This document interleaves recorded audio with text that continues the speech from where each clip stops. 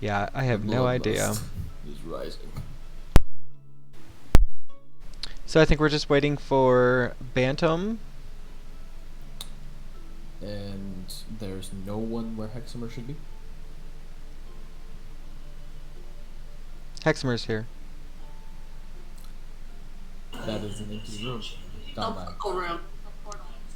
I'm looking at him. Ah. If he's not in front of his camera, he doesn't exist. I'm gonna scarf down the rest of this burrito while we wait for Bantam to jump on. Can I watch?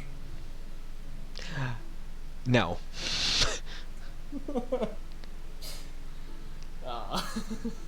Disappointed.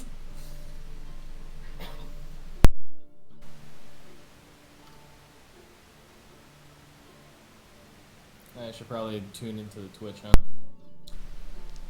Yeah, if you get onto the Twitch and donate some bits to watch me eat some food, I'll see if that's allowed in the rules. No. You can eat on stream. Hey, there's Bantam.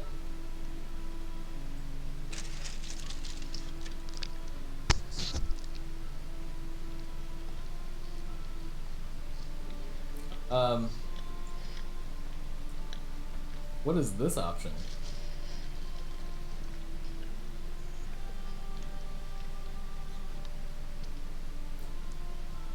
Donna, did you put a truth or dare option in here? Yeah. On his stream, there's a truth or dare option now. Oh, don't look at that. That's you're on God mode right now. You can't do that. Oh, I'm not. No, his screen doesn't show anything. I'm just looking at.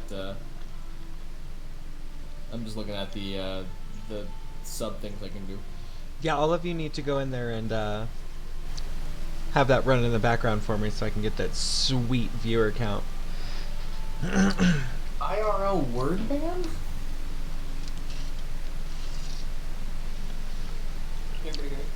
Yep. I can't say a specific word for the next 5 minutes. I can hear you. Yeah. Rough. So I'll probably be mostly ignoring a lot of those during our Dungeons and Dragons game. The last thing I need to do is worry about what hat I'm wearing when some shit's going down. So I'm gonna do the best I can. Did I tell you that my girlfriend clipped your pillow hat? Oh my god, awesome. They clipped it and they shared it throughout the Discord servers they're on. Cool. Yeah, they watch you a bunch actually. That's so cool. Yeah, I'll go back and I'll look at some of these videos and they'll be like 98 views and I'm like, who? Who the hell is watching this?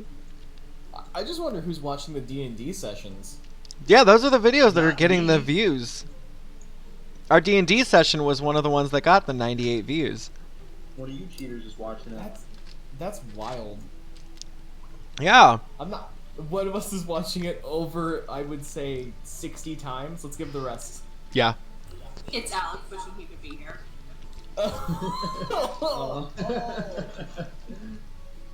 Shot through the heart. Hi, Alex. Is Alex there? Alex does watch these. Hey, Alex. If we ever get back in You person, Alex will come back. You got a pretty back. Oh. Well, I mean, yes, but ew, why here? Yeah, that's. I figured it'd be, like, you aren't expecting that. Like, you're expecting you got a pretty mouth, but you're not expecting you got a nice back. I think I'll be flattered. Somebody compliment. No, I wouldn't. No, never mind. No, because who's seeing my back? Yeah. Literally that's everyone I even can think of. weird. Negative. My dude, you whip your shirt off all the time. You're thinking of times bygone. Look, Oh. no, whenever I meet someone, I actually just show them a picture of your back. So literally everyone I've ever met, Okay. just in case. That makes more sense. I've done that for a really long time. Just hoping you would say that one day. Well, now you can stop since the joke's paid off, huh? I refuse. Why don't you show him a picture of his own back real quick? Okay. It's just him like walking ahead of me at the mall. And you're like, oh. Oh, well, this is just. Oh, is this PV Mall? That place is closed now. Memories. Metro's closed. PV Mall is also closed. Hmm. Nico, you got That's to what happens. That's what happens when you build a Costco into a mall, then you build a Walmart into a mall, and you just siphon what's left of the life out of it. Yeah, I was gonna say at some point that's just different stores. Just that's not a mall. That's just a shopping center. Could you imagine a Walmart with a built-in warehouse where the employees cannot escape the question of? Oh my god. Be like, can you check in the back? And be like, look, I know we have one in the back, but it's literally gonna take 4.5 hours to find it. I don't know if it's in the what used to be a Payless or what used to be a Pakistan. I don't know. Pakistan, huh? It's been a long time since I had a puka shell necklace, and I guess maybe I'm starting to feel nostalgic. Is that something you'd like to possibly find on your adventure? Yes. The next person we come across that makes Barovian puka necklaces. shells? Yes. However, I wanted to be cursed. It was always gonna be.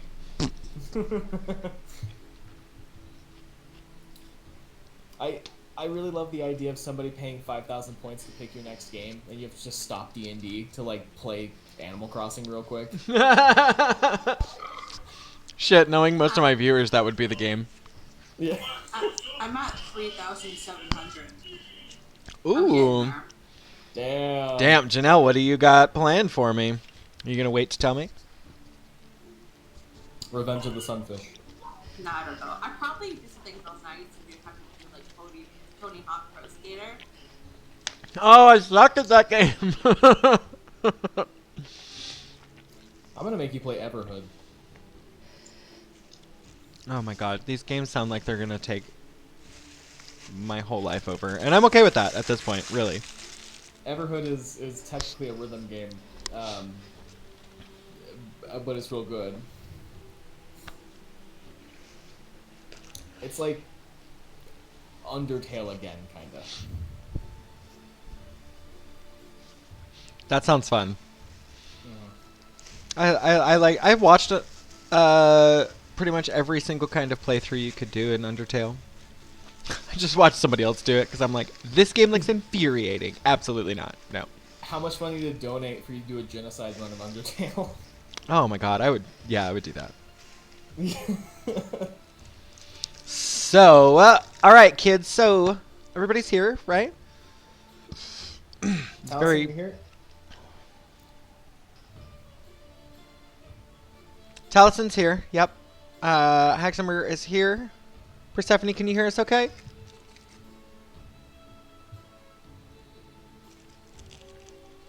I don't know if you called my name, but hold on a second. Persephone. Stop it.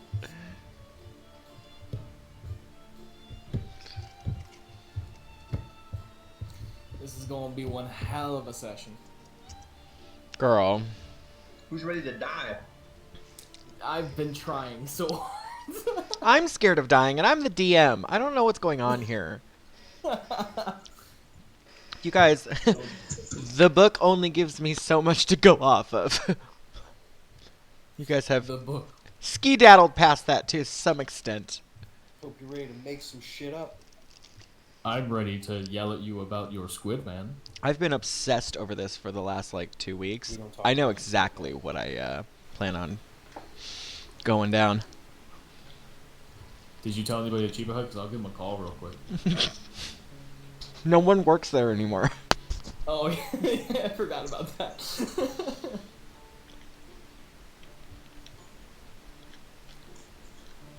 God, that's probably just Chuck at this point, huh? Yeah, literally. Ugh.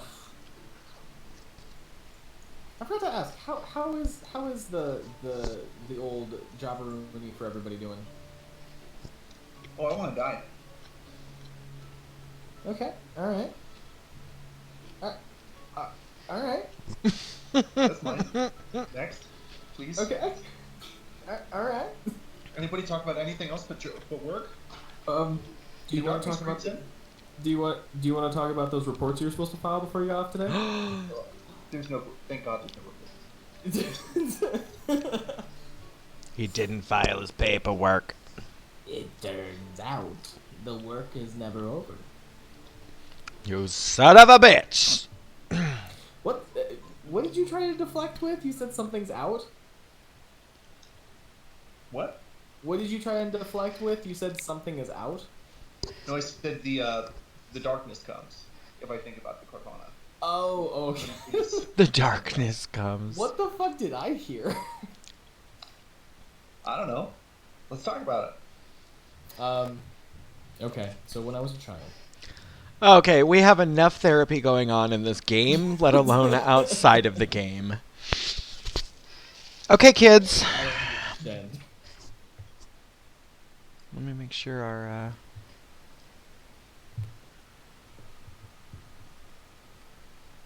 That is not what I wanted.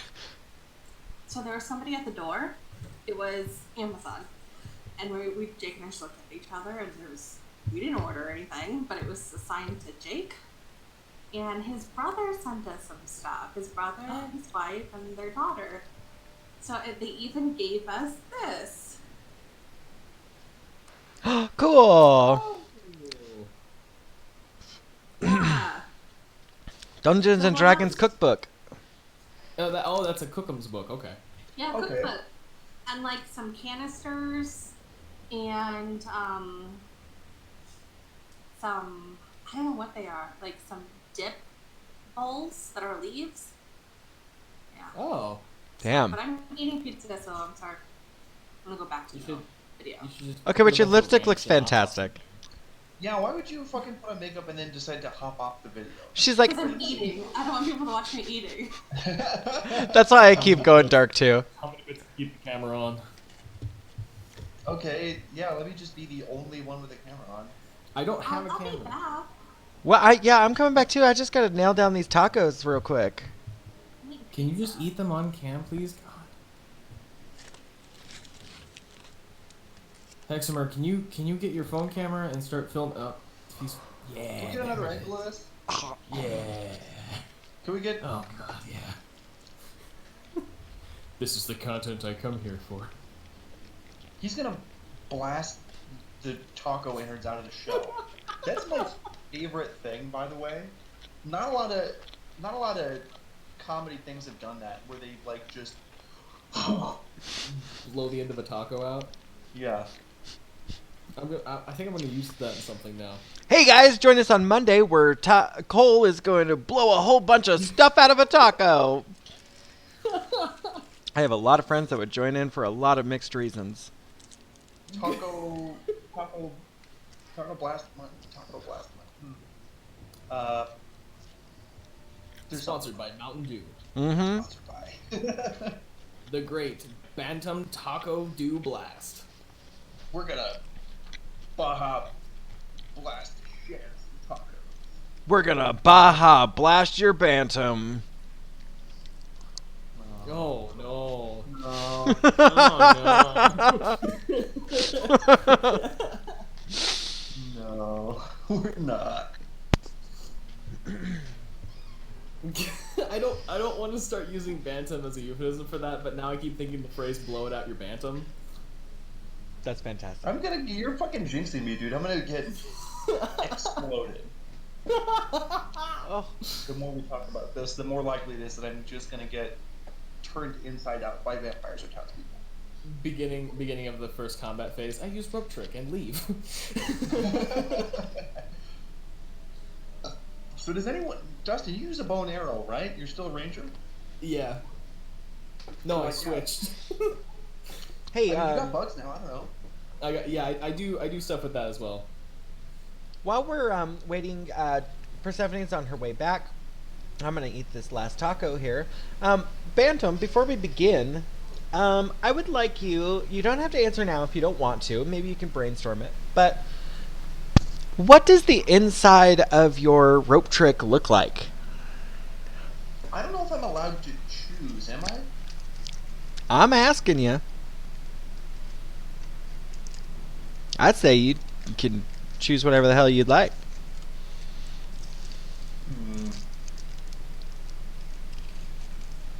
It's just illusionary. Yep. Tiny little pocket dimension. Why don't you wash down? Honey, I'm a delusion. Don't even start. Why don't you wash down that taco real quick? Oh no, I dropped the camera next to my feet. Silly. Accidentally turn it on. Oh god, I'm about to sit on this cake. Oh, silly.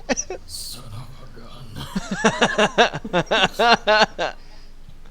Ugh, I'm gonna smoke this cigarette live on camera. Oh god.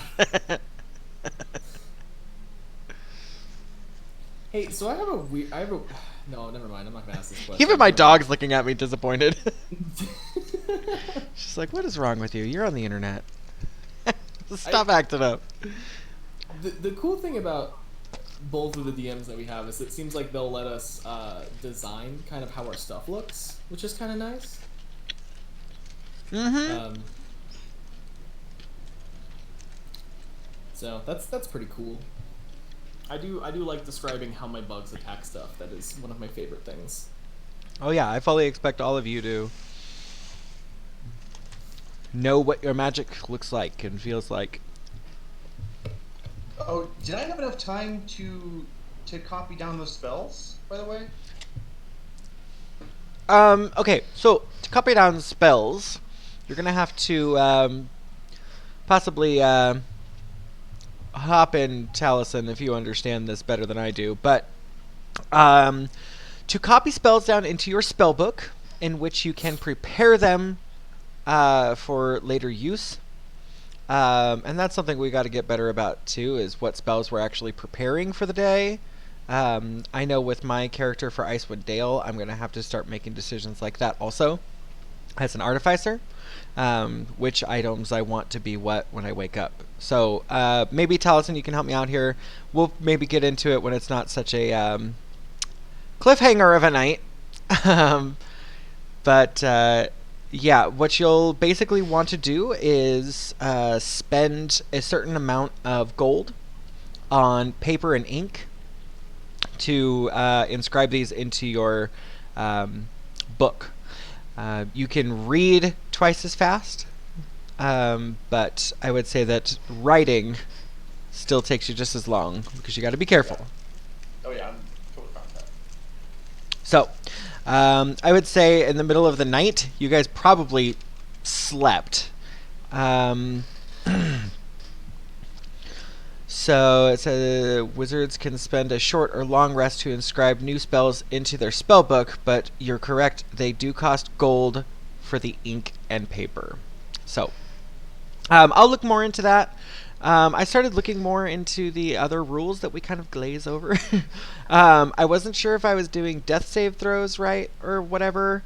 I did a game last night with Dan and Nate and Cody, and they were level 3s, 3 of them, and they went up against 2 manticores. And yeah, they had, and that was in the beginner's set that Nate bought me. That was literally the first quest they tell you to go on. And I'm like, okay, these motherfuckers get 3 attacks. Oh my gosh. They're insane. But yeah, one of them was just giving Cody the business. I mean, he was giving it right back to it, but there was a lot of jumping in a bush and using the hide, and it disengaged and all this. It was a mess, but the thing tried to kill Cody about 4 times, and he was this close to death, and he rolled a nat 20. Came right back. So I was like, God, this is so hard to kill people sometimes. I can't be doing this right. And it turns out I sure was. Cody was just a resilient little bitch. And then stuff about like short rest. You have to roll your hit dice. You only have a certain amount of hit dice that only come back after a long rest. I think we mostly have been taking long rests as it is, but something we might want to look into. Again, Chris, if you know a little bit more about that, or Dustin, or anybody yeah, well, literally who has ever paid attention. well, I tried to ask you about that for this last session because I was up a good amount of the night, kind of pulling some japes, doing some tomfoolery. So I asked you if I was gonna take a short rest, and I don't think we ever confirmed that. I mean, if anybody else was up to any japes, tomfoolery, such as me and Heximer, because I think he was up with me, would have been considered a short rest at that point, even though we did already take a long rest for this, I believe. That is a good point, and that actually brings us right into the game. There was some kind of You're welcome. crazy shit going on last night. So that is very right. If you were up, I think the only people that really got a full night's rest may have been Persephone. You went off with Irina and Ismark. Yoogan and Heximer were certainly up. Bantam, I would say, as long as you went back to stay at the camp with Persephone after your conversation up at the pond, I would say that you could presumably give yourself a full rest. Okay.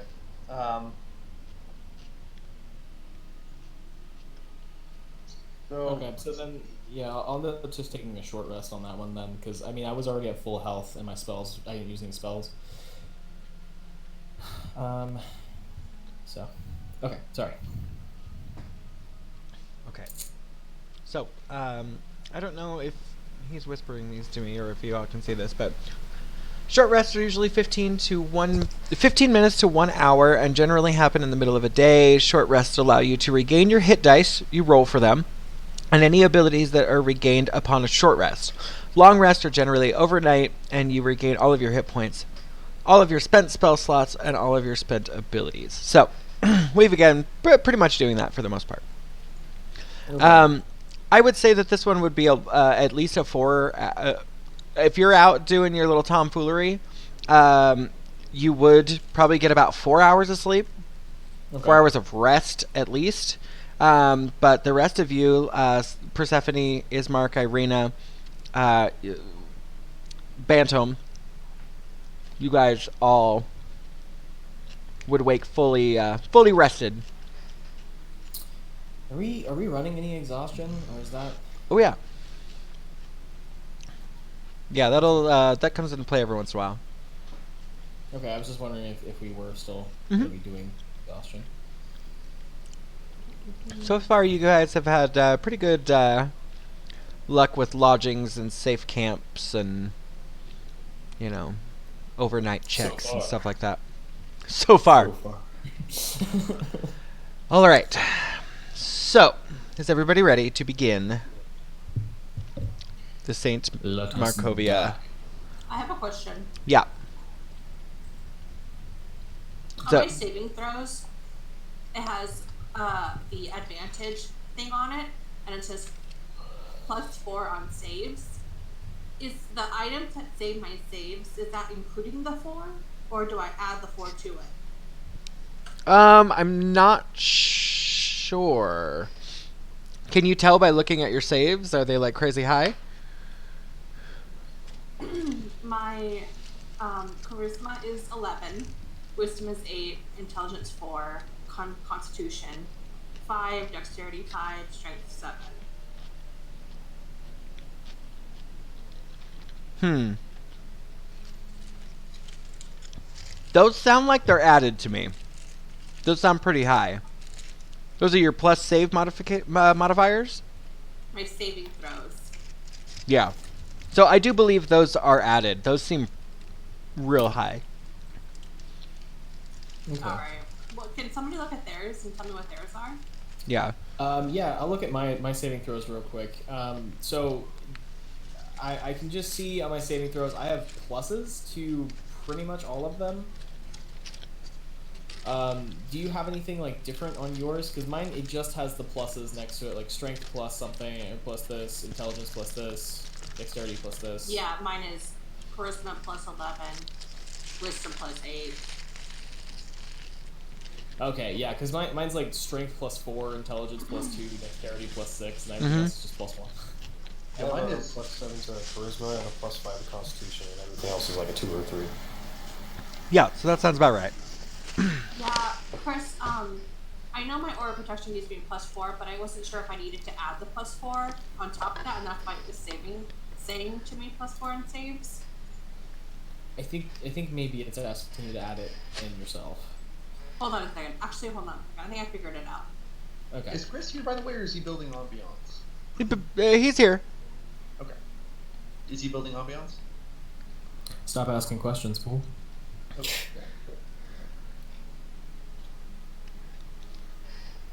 Yeah, Girl, he on Beyonce right now.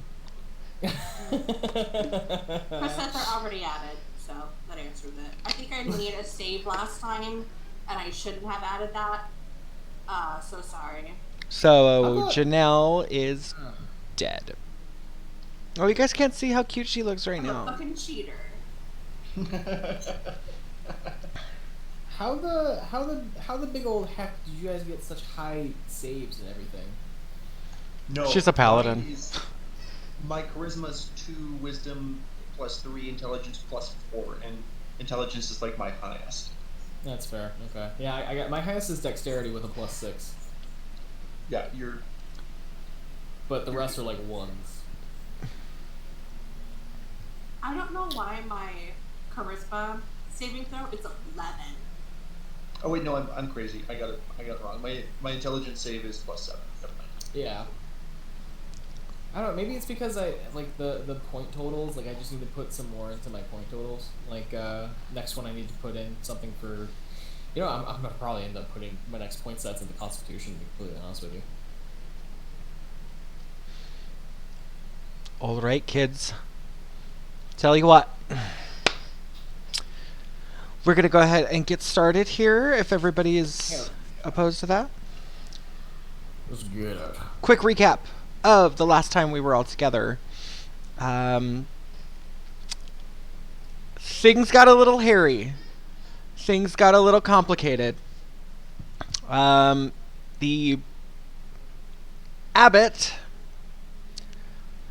made a visit to the burgomaster's home, carrying a beautiful bouquet of flowers. Turned out to be the body of their son Ilya. The abbot had offered to raise the boy's body from the dead in exchange for the wedding dress for his bride gift to Strahd Vasilka back up at the Abbey. The Baroness, of course, gave it up willingly to the abbot. And as the abbot began to fulfill his side of the deal,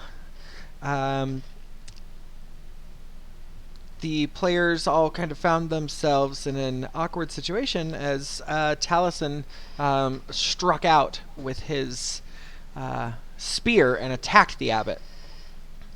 The abbot melted away his priestly guise and revealed himself to be a diva, a celestial being of angelic power. There was a short bout of blows back and forth, and Taliesin made his exit. The sun was successfully risen from the dead. An exhausted young boy was led back to his bedroom, and the other folks around town could have given them their peace and gone back to their homes, locked up for the night, and the burgomaster and the baroness, you can hear giggles and things coming from their house until the night finally grows quiet. Everybody rests for approximately 4 hours or so as the sun starts to break and the purple haze of the moon starts to fade into that dreary gray. A light snowfall. The Baroness's scream can be heard echoing out throughout the town, waking all of you from your slumber.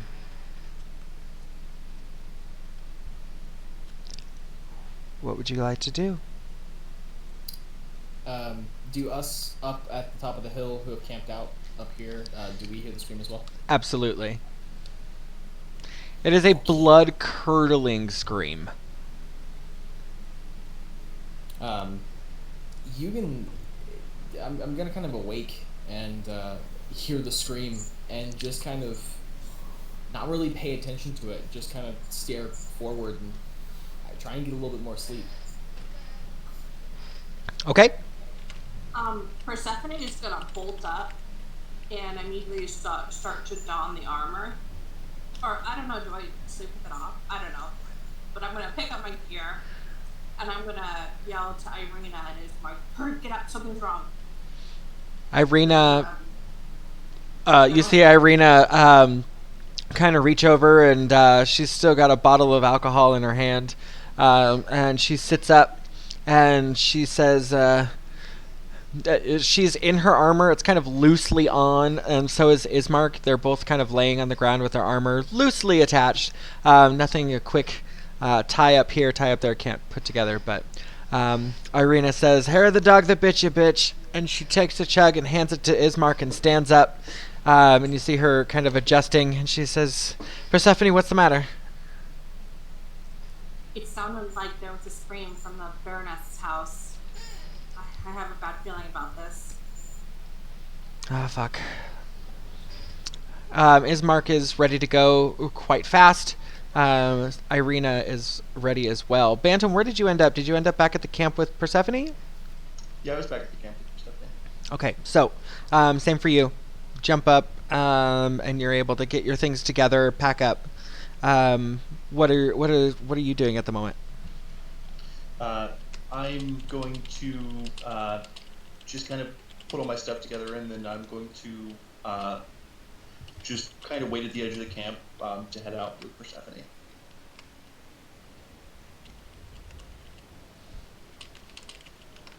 Okay.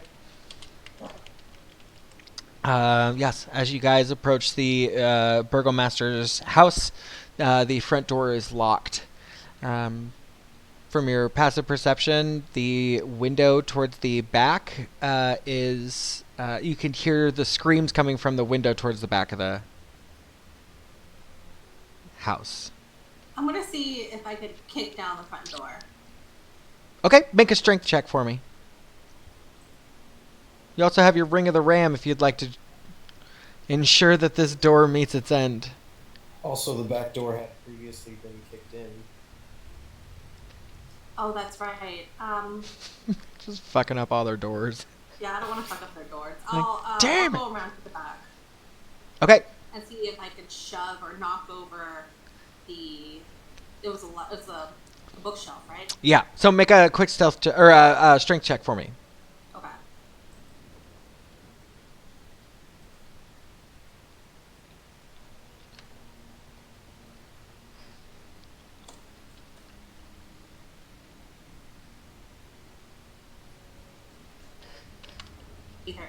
Oh no, I did that wrong.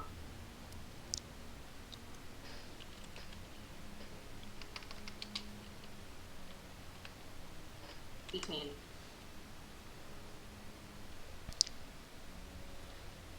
Okay, yep. You're able to get in quite easily.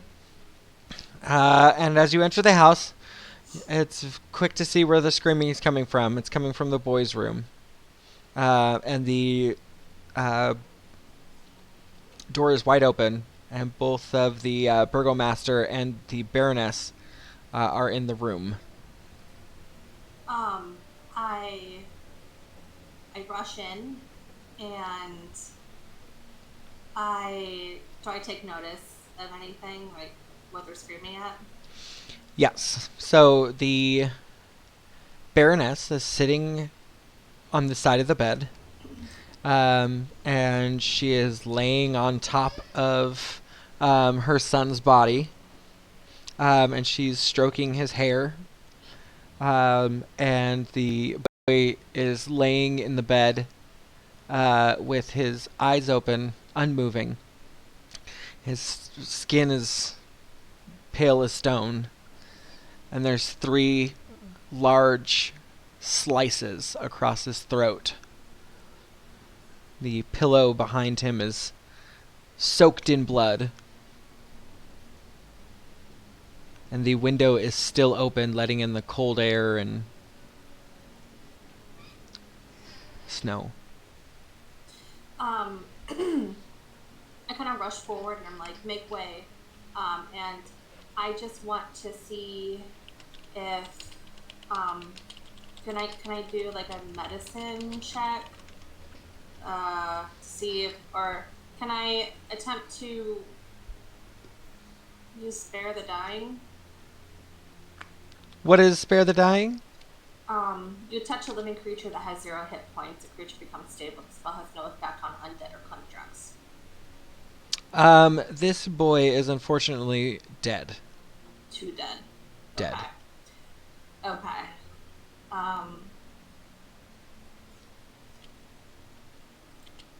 I just kind of sit back and kind of despair. Like, how old is this kid?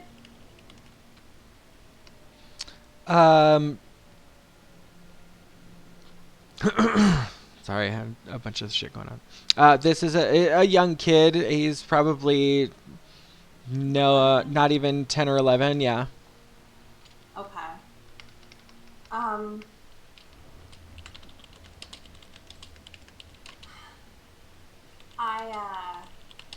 I want to just do a quick look before I retreat and give me some space.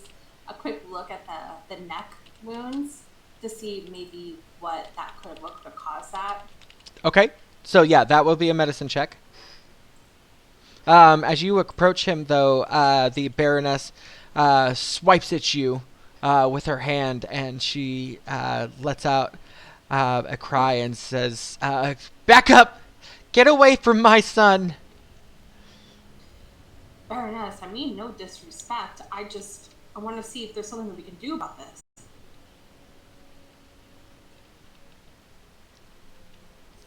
The burgomaster goes over and kind of pulls her back, and she turns into his arms.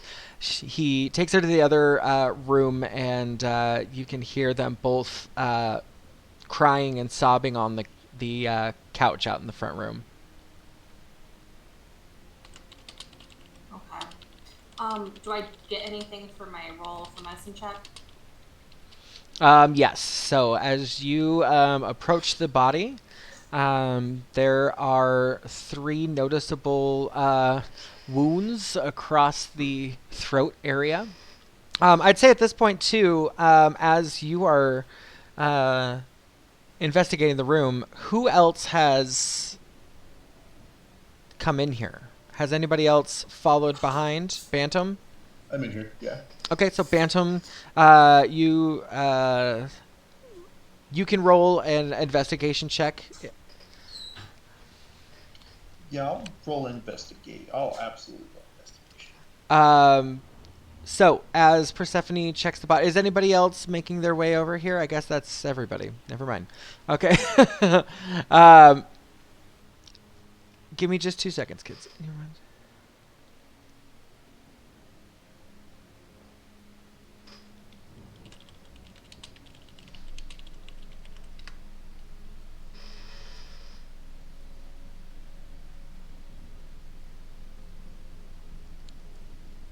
Okay. Thank you. Sorry.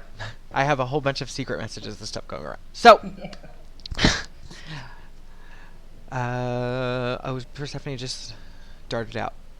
I investigated for 23. Okay. I'm going to give Persephone a chance to get back here. Okay, cool. So, Persephone, as you investigate the body, the first thing you notice is the 3 massive slashes across the throat. The middle one seems to be the deepest. They're pretty clean slices, and it looks like it was a clean kill. Bantam, as you search about the room, you can see that the window has been left open, and there is a bit of it looks like animal hide or animal fur is stuck in one of the fixtures on the window. Yeah, I'm gonna pluck that off of there. I'm gonna spider crawl up there and then take a closer look at it. Okay. Roll a nature check. It's not too bad. Hi, Jake. 1. Blackjack, I think. I don't know. I don't play games. That's why Janelle's got lipstick on. She's like, I'm at the house with my boyfriend. I might have some lipstick on. He did say hi. She just wants to look cute. That's what it is. He does like the dark lip. I've always told you I love a dark lip on you. Okay, Cole, that was your nature check there, 21? Uh-huh. Okay, so with a nature check of 21, you can tell that this fur that's caught in the window, it's got a bit of kind of a gunk or kind of a substance still kind of on it, and you can tell that this chunk of fur has come from a something that's been dead a while. So it doesn't look like it got wounded because of the window. It seems like it seems out of place. Okay. I'm gonna call attention to it. I'm gonna wave Persephone over. She's still in the room, right? Yeah, you guys are right next to each other. Okay. I found something in the window. It's a bit of fur. I'm not sure from what. I'm gonna show it to Persephone. Bit of fur, like from a werewolf. I'm not sure. What? Can I, with that check, do I have any idea what kind of animal it is? Like, you would recognize wolf pelt or wolf fur very easily after you guys' adventures so far. Yeah. You can't. Is there blood on it? Yeah. So there's kind of like it seems like it's where the skin was that the hair was pulled out of.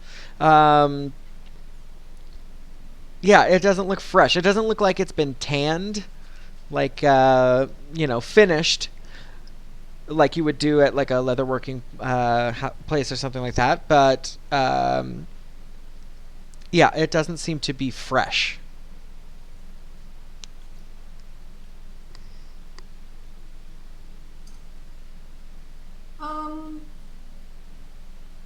I look around for any other clues before I head outside to look underneath the. Like, is this on a second floor, or is this on like the ground floor? This is on the ground floor, around the back of the building.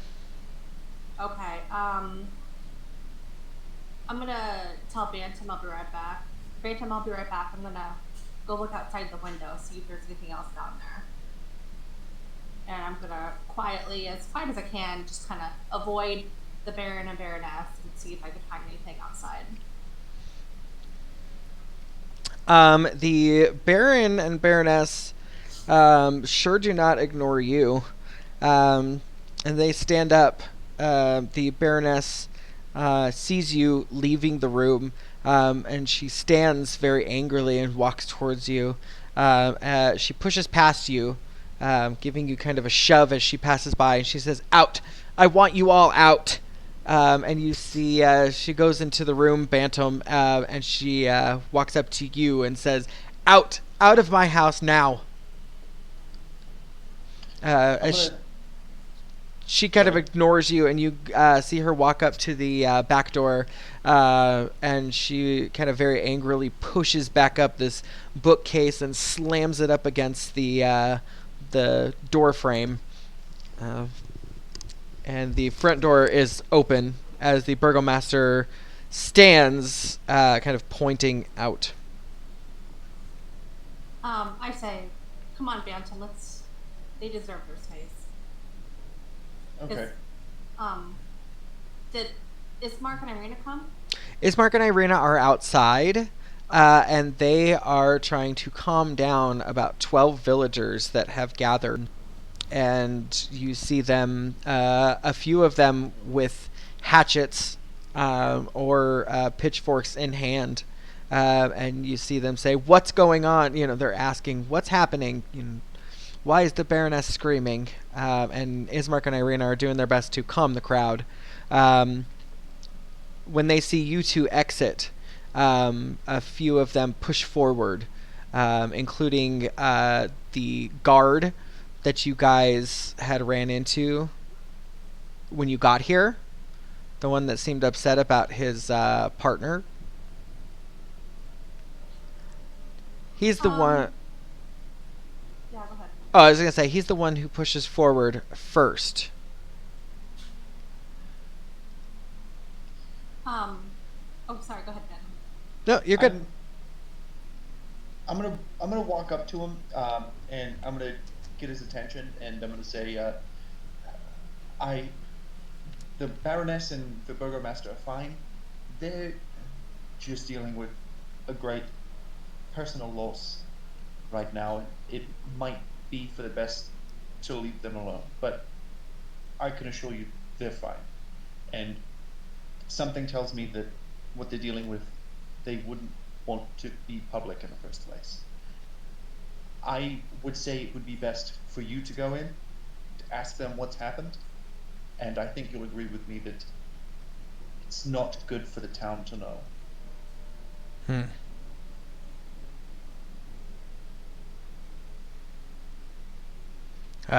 He steps forward. He says, "I don't know what it is, but every time you folks come around, people seem to be all out of sorts, doing things they normally wouldn't do. That Baroness, she's a strong woman. I haven't heard someone scream like that in years. Something is amiss." And he goes up to the Baroness, the Burgomaster's door, and to your surprise, the Burgomaster lets him in. He kind of looks out the door at the crowd and gives kind of a dismissive wave and slams the door shut. You turn around and see everybody kind of one by one going back to their daily lives. It's still very much so first thing in the morning. We're going to give that just a minute. Up north, Heximer and Yoogan. You folks hunkered down for the night, I'm assuming. What are you guys doing currently at the moment?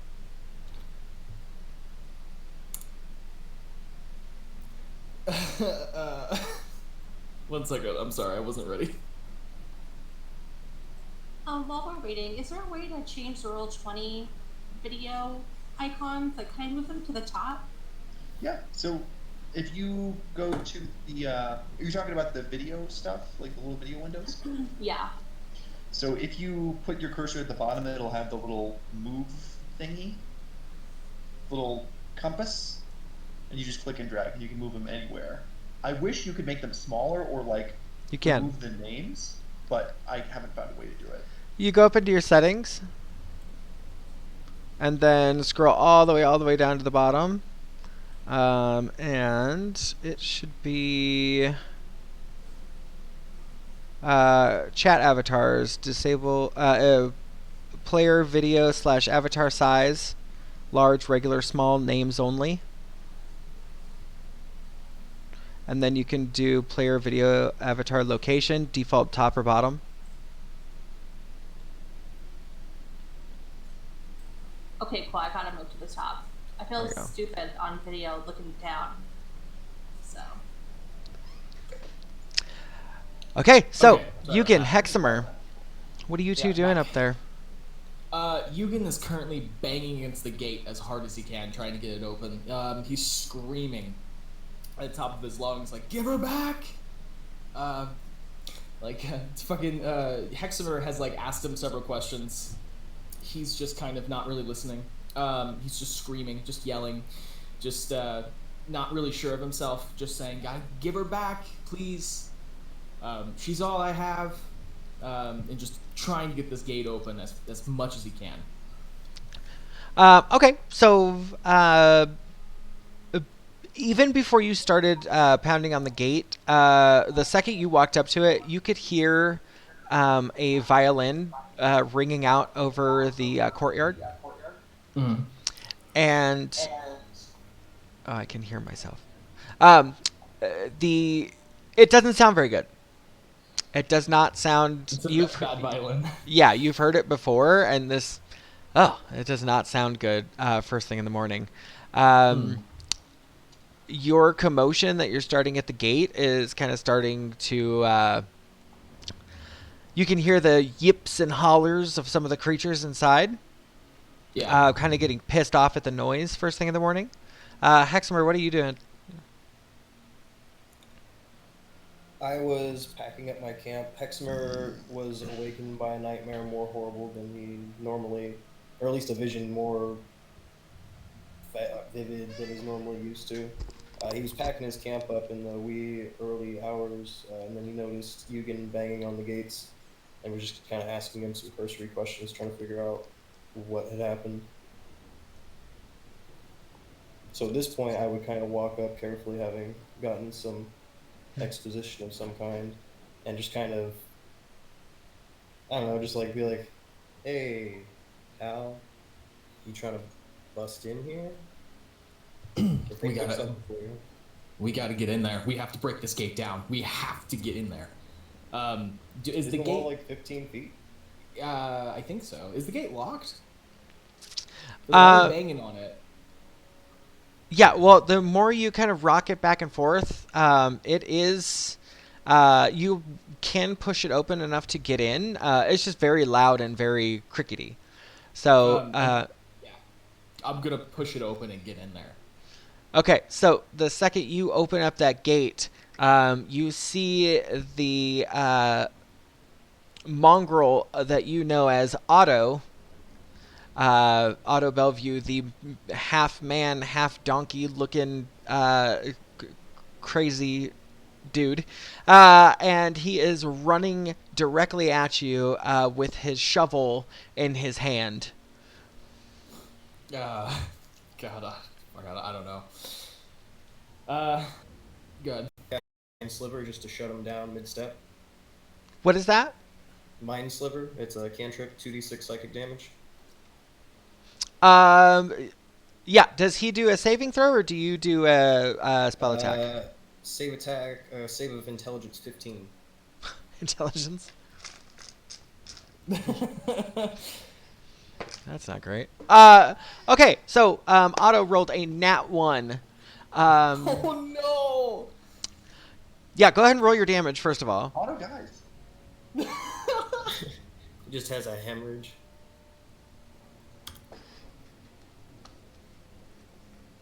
Mind magic is so mean.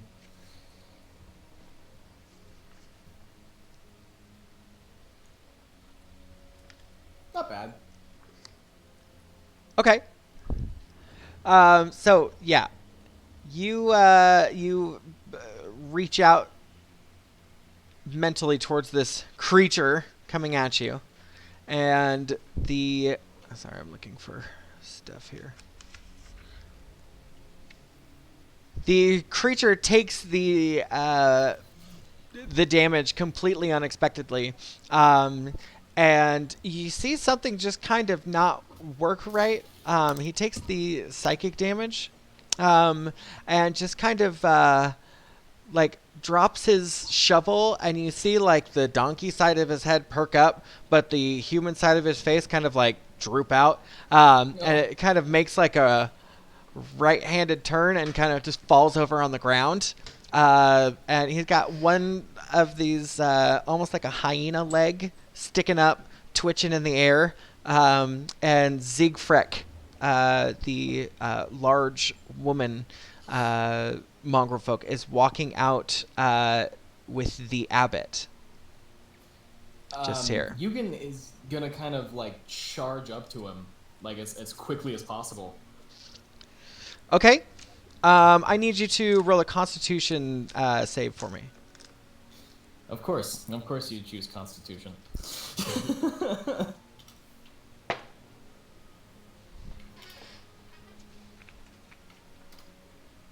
Ah, 16, not bad. Okay. So, as you start to run up towards the abbot, Siegfried, who is standing next to him, kind of raises her hand up, and you feel kind of this grasp around you for just a moment. And it kind of stops you in your tracks for a second. But it doesn't, you're not restrained or anything. It's kind of just like you were like, oh! And the abbot steps forward and says, "Please, friend, tell me what brings you back so soon." Yoogan's just gonna kind of, how close is he to me? Okay, Yoogan's gonna kind of stand his ground and look straight up into him and say, like, where is she? Where is she? Which she are you referring to?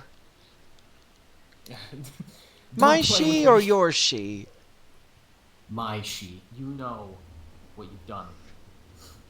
Well, I've done exactly what you've asked me to do. Unfortunately, it's not quite finished. What do you mean? Well, I'm not one to give away a good ending, but come see me tonight, and you will see the fruits of my labor. Yoogan's gonna kind of like stare at him for a minute, and then look to the two mongrel folk, the one on the ground, currently trying to smell me, and he's gonna look back to Heximer, and he's gonna kind of weigh his odds a little bit, and he looks back at the abbot and he says, like, if I come back here and she's not all right, I will kill you. Like literally, like, I will hand you your head. He does kind of a little spin with Siegfried, almost like he does with Vasilka, and you can tell it's just this natural thing that he does. Maybe not even just with Vasilka, but the way he kind of grabs Siegfried's scaly hand, you see that when she pulls her hand away, the hand that he grabs is almost like a bird talon. And he just grabs her hand very naturally, very respectfully, and spins her around. And his robes kind of sweep the snow, creating a little flurry, and he says, "I promise, Yoogan, that you will be quite pleased. Please bring your friends later. I also have another guest coming." Yoogan, without another word, is just gonna turn around and march out. Just not even gonna look back. Yoogan is gonna go look for Bantam. Okay. Heximer, are you what did you think about all that? I had to reconnect partway through the conversation, but I got most of it. Heximer is just kind of rock back and forth on his heels, looking at the abbot and Siegfried, and then look down to the donkey man and just kind of shrugging, like, "Sorry about your I don't know, groundskeeper, and then just leave. Otto rolls over and turns towards you, and he says, "That's all right. Don't you worry about it none." And then he starts eating the snow on the ground next to his face. And Zigfrick, she does not look at you. She's kind of blushing a little bit whilst the abbot spins her around. It's kind of a rare time that she feels like a pretty girl, but that's kind of what you're getting off of her, and it's very uncomfortable. So please feel free. So, Lord. are you, Jesus. Is all he says, and then he shuts the... God damn. shuts the very squeaky gate? Squeaky I door. left it open. I don't care. I marched back into the village. I really hope that she doesn't die and I can come back. I don't know. I was looking through my spells and I'm like, I'll take you away from here. dispel magic, I'll show you the cure world. curse. I I want to want make a her a muscular normal lizard girl. person companion. Persephone's like, I will show you the world. She's already normal. You gotta teach her Shit. acceptance. Don't use magic on an angry gnome. Good advice. All right. Yeah, so literally marching back to the village, so. Okay. Back at the Burgomaster's mansion. The crowd outside has died off. Ismark and Irina are there awaiting, just kind of awaiting and seeing what's going on. Irina is tending to her horse at the moment. I talked to Bantam. I don't know if he's still here, but Uh-huh. I'm like, I think we should sneak. Maybe you can because you're smaller, but maybe go take a look outside the window, see if there's any footprints or something. I think that you probably have a keener eye to investigations than I do. So I think it's worth a shot. Tensions are very high in the village right now, and if we don't have friends with the abbot and we don't have friends with the burgomaster, we won't have friends. I think that's a good idea. So, I'm gonna... Shit, I don't want to pop an invisibility yet. Let me see here. I'm sure you could just walk around. You're probably smaller than the door seal or the window seal. Yeah, okay. Yeah, I guess I'll try a stealth. Do the surroundings have like any kind of like bushes or anything that I could conceal myself in and still like be near a window, Donald? Being near a window towards the Burgomaster's mansion? Yeah. Yeah, so that whole little area that you guys are currently kind of standing in, there's kind of like picnic tables, common areas throughout. You are relatively not that large, so you could presumably find a tree to climb up into. There's places heavily wooded, if you will, so there's very easy to find a tree. But I do need you to make a stealth roll for me. Okay. Make it at advantage because the fog, there's always this fog in Kresk. It kind of gets trapped in by the walls. So there's always this light fog about Kresk. Good. And then we'll... Worse. Okay, that's fine. A 13 is plenty enough. You feel pretty well hidden up in the tree there. Persephone, what are you going to do, darling? I was gonna wait because I have disadvantage on stealth, Okay. and I didn't want my armor to ring out if they still have the window open, accuse us of exactly what we're trying to do. So, I yeah, mean, Donald, we're- by the way, I didn't just want to hide, I wanted to eavesdrop on the conversations they're having in there. Yeah, okay. The window towards the back, so Persephone, you can very much stay up front, and you and Bantam can still kind of see each other where you are. But yeah, Bantam goes in and hides up, kind of climbs up into a tree, and go ahead and make a perception check for me. Okay.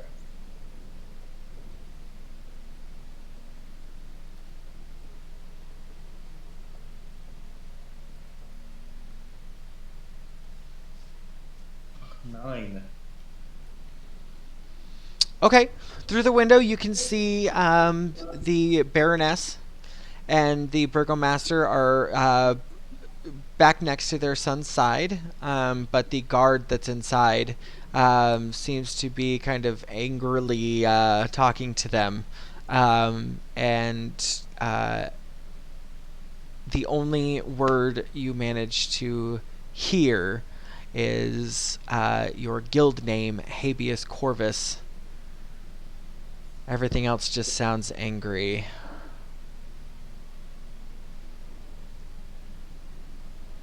So I guess I'm gonna.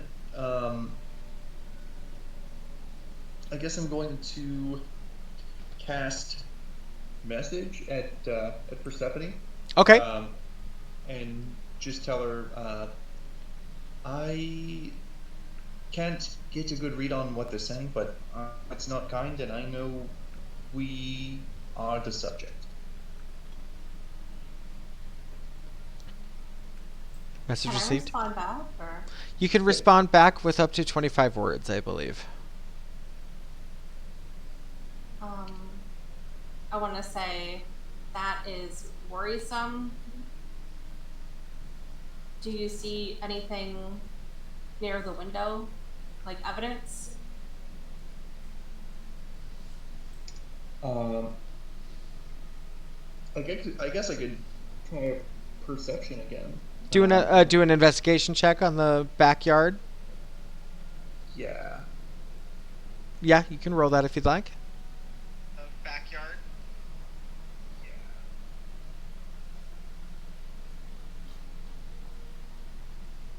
15.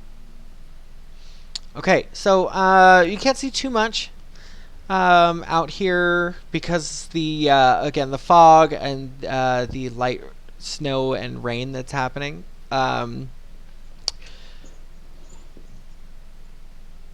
As you kind of peer in through, you notice that the guard is starting to usher the Burgomaster and the Baroness out of the room. And the guard goes over and closes the window. And you do not have visual to the room any longer.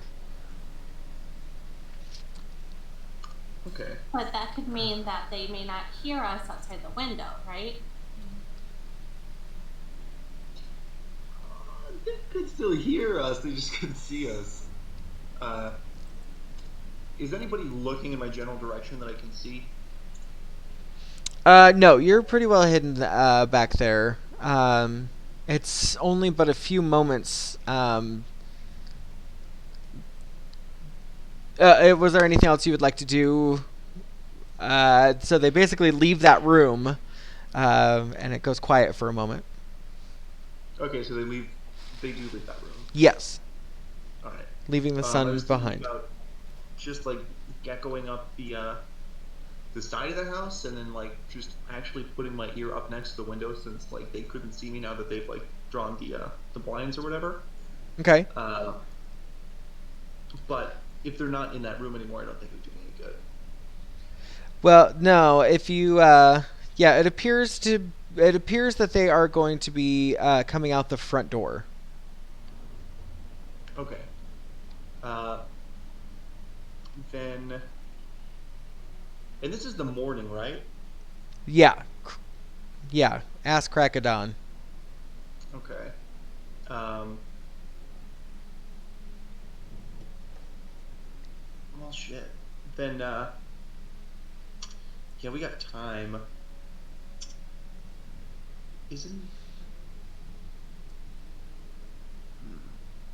I'm wondering if it's worth an invisibility to just What are you trying to do? I really want to know what they're talking about. I really, really want to know what they're talking about. Well, as you are kind of trying to find a way in, the front door to the Burgomaster house opens up, and the guard and the Baroness and the Baron walk out to this kind of opening over here. And you see a couple of concerned citizens start to gather about. And the Baroness hangs her head and says, I'm terribly sorry to alert everybody here. I've just received some unfortunate news from home, from a distant cousin of ours in Valakai. Yes, she said that her poor niece has fallen ill, and that I was quite upset, and I do apologize for the commotion. And she turns around very uncomfortable and starts to head back to her house. The scout here, or the guard, excuse me, is eyeing Ismark and Irina intently.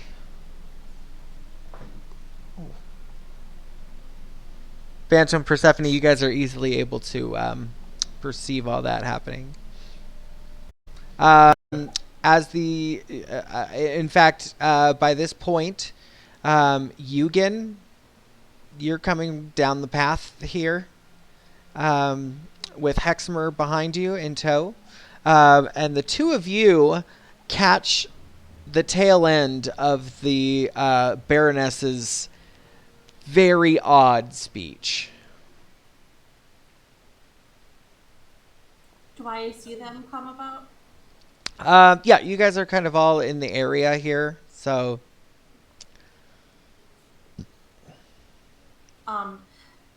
I look around to see if that guardsman has left. Yeah, he's kind of kicked rocks down the road, and you see him talking with some other people down the road, but he seems to kind of have his eye on you guys still. Okay,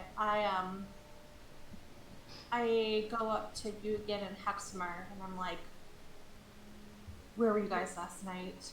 I didn't see you this morning at camp, and I'm worried that there's going to be some trouble in the town after what happened in the night with the Burgomaster's son. Yoogan's gonna kind of like look at you and spend my night up at the Abbey gates, just scoping some stuff out, trying to see if is Bantam around? Oh yeah, he's right here. Yoogan's gonna like put all of his attention towards Bantam and kind of like just by the way, gosh darn it, sorry, I'm having a case of the nerves tonight, actually, just out of the game real quick. Me too. Me too. So, I start stuttering saying because I'm like nervous to see what I'm gonna say next. I'm just gonna kind of go up to Bantam and just be like, you spend a lot of time reading, right? You call yourself learned? I've called myself learning perpetually, but yes, I read. Do you know, like in all your years of reading or anything, have you learned anything about Celestials or what the Abbot is? Like I'm sure you've spent a very long time reading book after book after book. Hey, God. Insight, or excuse me, do a Arcana check. Hey. All right, hey. For the first time.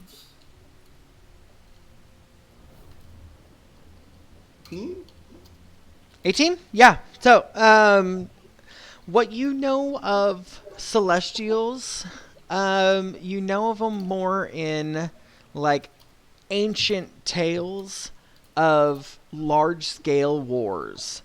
You know that they are fiercely pious and believe in their stand, whatever it may be, extremely dutifully. So,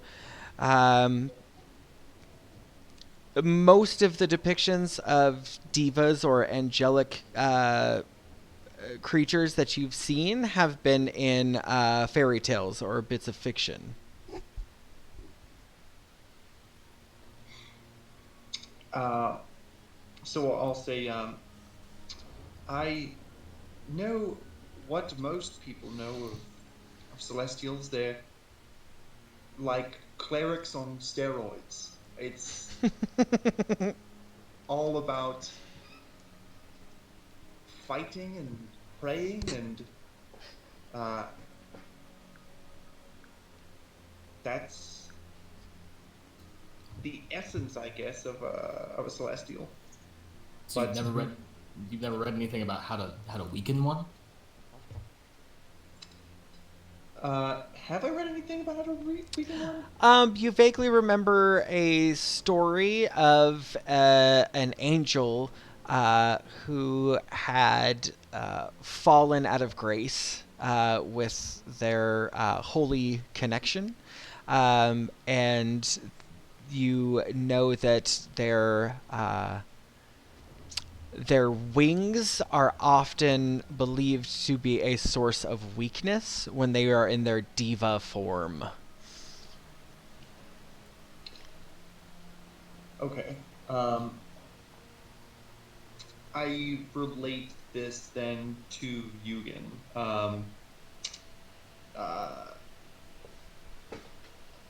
So the wings might be a weakness, and then so because of their piety, if you insult, I guess, their devotion, or they feel very strongly about their devotion to their gods, and then scant things about how their wings, when in their ascended form, might be a source of weakness. That'll have to do. I fear I've made a deal with the devil. And he's just gonna kind of like look around and be like, "Where's Taliesin?" That's a It's good Mark. question. Yeah, Ismark and Irina turn towards you, and they kind of look around and they say, "Yeah, it's kind of a bad time for him to go missing, I'd say." Incredibly. We're gonna need Taliesin for this. I turned to Yoogan and I'm like, yeah, but there was even worse news. I think we're gonna get kicked out of Kresk because you know how the abbot raised from the dead the Baron and Baroness's son? I remember. I don't know if you heard that scream from the Baroness this morning, but he's dead. Dead. Something or someone came through the window and ripped out his throat. What did the wound look like? Do you recall? 3 marks across the neck, like, and the middle one being very deep. Can I roll for recollection of what could make that wound? Yeah, do a nature check. Okay. Or nature or medicine. I think it would be... we'll say nature, yeah. Okay, if that's okay with you. Yeah, that's fine. And then I also tell him that we think it may have to be furred with like a wolf. So that maybe. Oh God. Okay. No recollection. Okay, yeah.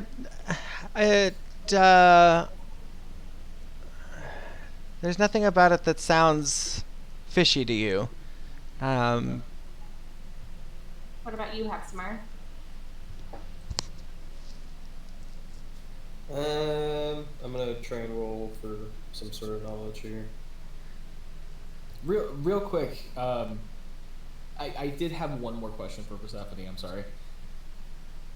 While he rolls, I was gonna ask. Do you think you found some fur? Do you think maybe one of the mongrels did it? I was thinking that, but it seemed like it was dead fur. Is that right, Bantam? Or, like fur of, like the wolves we fought when we first came here? Oh, the undead wolves? Maybe? I don't know. We didn't get a chance to take a look outside the window or anything like that. It could be possible, but the chances of scaling the wall, I mean, it's very difficult to perceive. We were outside the gate all night. Do you think Taliesin could have done something? He was very much at a source, and I was afraid he would do something extreme in his emotional state. To be honest, I wouldn't put it past him, but I think a lot of us, I mean, if he did, that'd be a lot of mistakes in one night. I mean, he wouldn't do that, would he? I mean, I thought he was a good person. Why would he kill someone? I really do think he would. You saw how he reacted. You saw how he just attacked him. I mean, I think most of us are kind of aware of Taliesin at this point. So, I feel like if anybody's gonna do it, it's gonna be him. I feel like I don't know him anymore, if that is true. Did we ever really know each other? Assuming it was a person at all, we only found clues that I don't know anything about fur or nature, but we might be jumping to conclusions here. I didn't see Yoogan at all last night. He said he spent the night at the Abbey, but who's to say? I'm pretty sure Heximer can cover for me on this one. He was with me all night. I didn't see you at all. I'm just Yeah. we camped up there by the gate, and yeah, no, he was there. He didn't move. Believe me, I know. Well, Bantam, where were you most of the night? I was with you. I came back to sleep. I was out looking for Taliesin. I found nothing, and I came back. Huh? I want to check out the. Can you roll to detect deception? Yeah, you absolutely can. What did we roll? Insight? Yes. Let's all roll for it.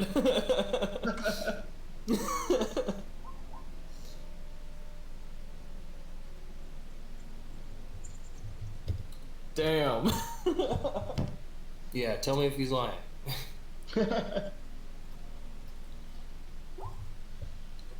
All right. Yeah, out of everybody here, Heximer can kind of see that Bantam is very uncomfortable with this whole conversation. The other two of you just kind of perceive this as regular Bantam in a nervous situation. I think maybe we're just on edge. That's all you can say. Heximer's gonna cut in and say, "We're gonna table this for now. I want to check out that windowsill, see if there's any tracks or anything like that." Okay. So yeah, you just go walking up to the back window where the murder has taken place. Yep. Yeah. So go ahead and roll an investigation check for me. Murder. Was that your investigation 14? Yep. That was fast. I'm gonna pipe up a little bit. Like I'd be careful if I was you. We're on the shit list. I've been on a shit list my whole life. And he Um, continues going about.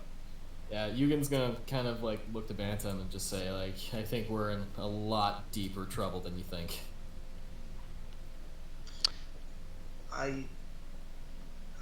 My capacity for understanding trouble is pretty deep. We're anticipating the king of bats to. Janelle's like, king of what? What happened? To call him the king of bats, I think is the best insult. Yeah. Yeah. No, you can just like, I guess you're right, man.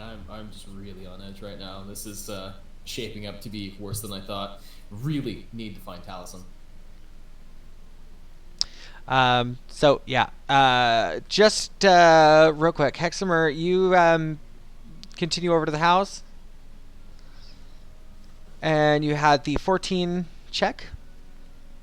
You can see that the window hadn't closed all the way. You find that tuft of fur that's stuck in the window hinge, and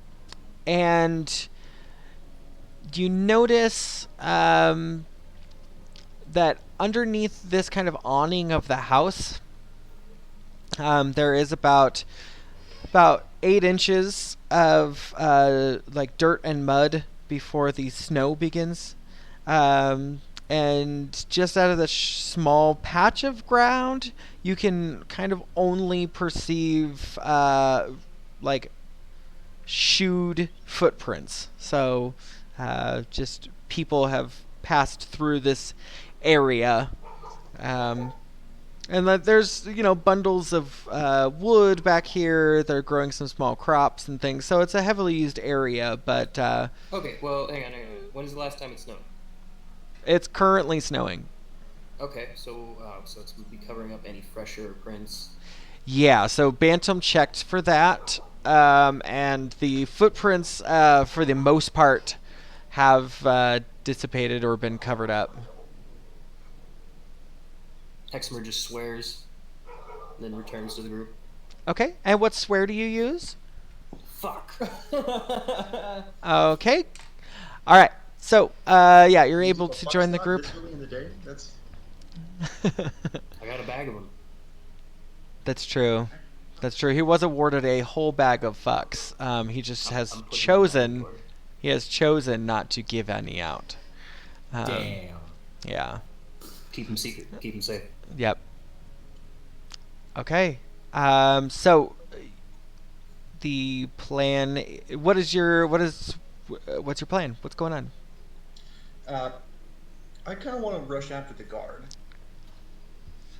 Okay. Well, the guard is still just kind of. He's made his way about this far, but he's still kind of keeping an eye on you guys. You'd like to rush up to him? Yeah. So can I see him? Yeah. He's making it gonna- kind of obvious that he's there. Yeah.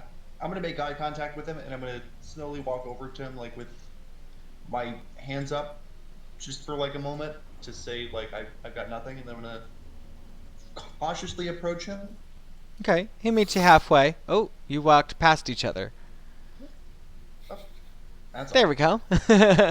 Oh, too far. Oh. Okay. He walks up and says, "All right, what do you want?" I'm gonna put my hands up again, and I'm gonna say, "Coming in peace. I don't think we've been properly introduced, and I'm gonna hold my hand up and see if he takes it. I Bantam. He crosses his arms and says, "What business have you got here? How much longer till you all leave?" As soon as we feel like it's safe enough to leave you alone." It was safe enough around here, just fine, until you folks showed up. Has it really been? To my knowledge, this isn't the first time the burgomaster's child has died. Right. Well, he looks around and he leans in and he says, "This is certainly goddamn time, the first time that their sons died twice." And he looks at you, like, gives you this look of like, I know what you guys fucking did. He was just in there talking to the burgomaster and the baroness. Mm-hmm. He says, That don't happen in these walls. That kind of crap stays out there. We haven't. Did the Burgomaster tell you that we're not the ones that brought their son back to life? Boy, he told me you were up there poking about at the Abbey. I don't trust anything coming out of that place. Pure evil. No. And that is truly what we believe as well. I wanted to cooperate with you because you're the authority here. To my I'm knowledge- just a guard. There's not authority around here. The Burgomaster's the best authority we've got. I'm just the only guard that can patrol the streets. Everybody else is on the wall. This ain't Valakai. Is there an investigation into the murder of their child? If there is, I'd like to cooperate. He looks about again and he says, "Quiet. Everybody in this town, except for me and you lot, believe that the son died of sickness." I am as interested in conservation of that secret as you are, which is why I gave you advance notice that this had happened, and I asked you kindly to approach it with caution. I just came over here to extend a peace offering, and I'm going to hand him the piece of fur that I found on the windowsill. As you said, we're outsiders, and it's our place to pass through and not to cause trouble. So we found this in the windowsill. Go ahead. We found this in the windowsill. I think it has. Does it make sense that this would be there? It looks new. It must have happened last night. I can't think of another reason it would have been there. And this is as much information as I think there is to glean from what had happened. But if we can help in any way, please let us know. But I want you to know sincerely that we come in peace, and we'll be out of your hair as soon as we possibly can. I'm going to extend my hand to him again and see if he takes it. He leans forward with his arms still crossed, and he says, "The best way to keep a secret between two people is to kill the other person.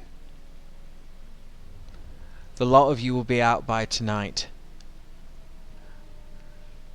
He takes a step back, and he whistles out, and he pulls out a torch.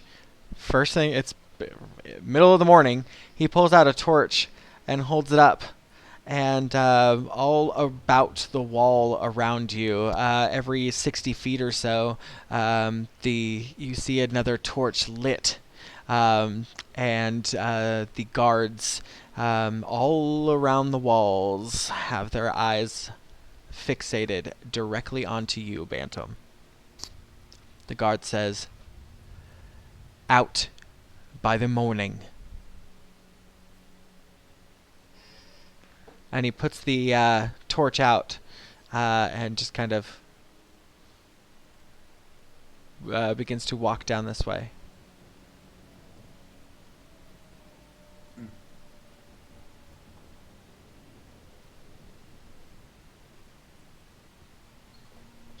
I'm gonna. You first, please. If you guys wouldn't mind, we're gonna actually take a quick little break. We've been at this for an hour and a half. It's still very early in the morning. You guys would presumably have some a little bit of time here to do whatever you'd like. What is your guys' goal for after the break? What are we going to try to do? I need to find Taliesin, and I'll meet up and get some idea of what's going on. Yeah, probably. I said find Taliesin, and then I'm gonna make one more Molotov. Okay, that's fine. All right, so we're going to go ahead and take a quick break, everybody. Thank you all for hanging in there. And, yeah, let's say, 5-10 minute break. We'll get started once everybody comes back. Cool. God, you guys are so quiet tonight. It is killing me. What are we supposed to do? I don't know. I don't We still have more know. time. Where is Trying to get Taliesin? back up to the Abbey. Don't I blame you? You did this to us. How dare you? We're all gonna kill each other. Okay, everybody go potty. When are we coming back? I didn't hear. I'll come back in 10 minutes. Yeah, 10 minutes. Good. 10.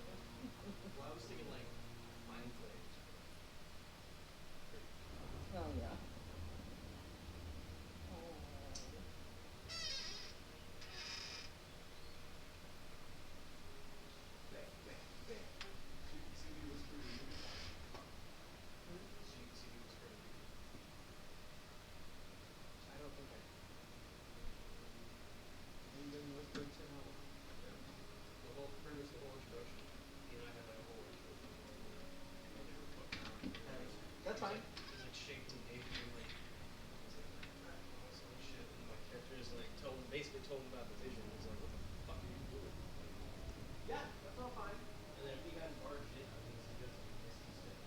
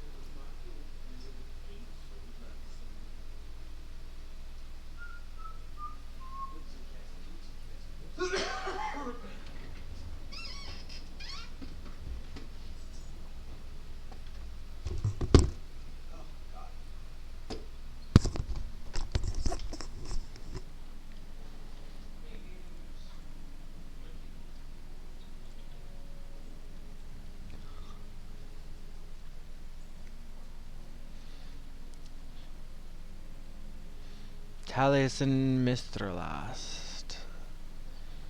He is there, right? He's just Chris is there, yeah. I am watching a fascinating video. It is an old interview with, I don't know if it's real, but it's interesting. It's an old interview with somebody who has catatonic schizophrenia. What the hell is that? It's like they're not of their mind, I guess? I don't know, I'm not really sure what it is. I've never heard of it before. But every time they're asked something, it takes them a few minutes, or not a few minutes, but a few seconds to, like, respond. And they look all over the place, like, before they respond, like they're being told what to say.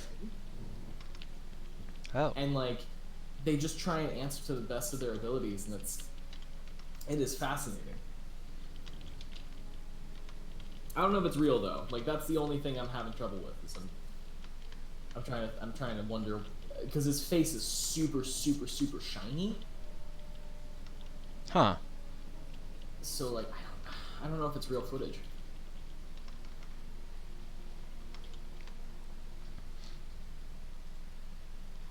You ever heard of the channel Special Books by Special Special what by what? Special Books by Special Kids? Uh-uh. You should check it out. They do interviews with people that are not, like, neurotypical. So, like, they do interviews with people with, like, extreme autism, Down syndrome, borderline personality disorder. Like, they just give a lot of people who typically wouldn't have a voice. And, Huh. it's really cool. It's a really neat channel.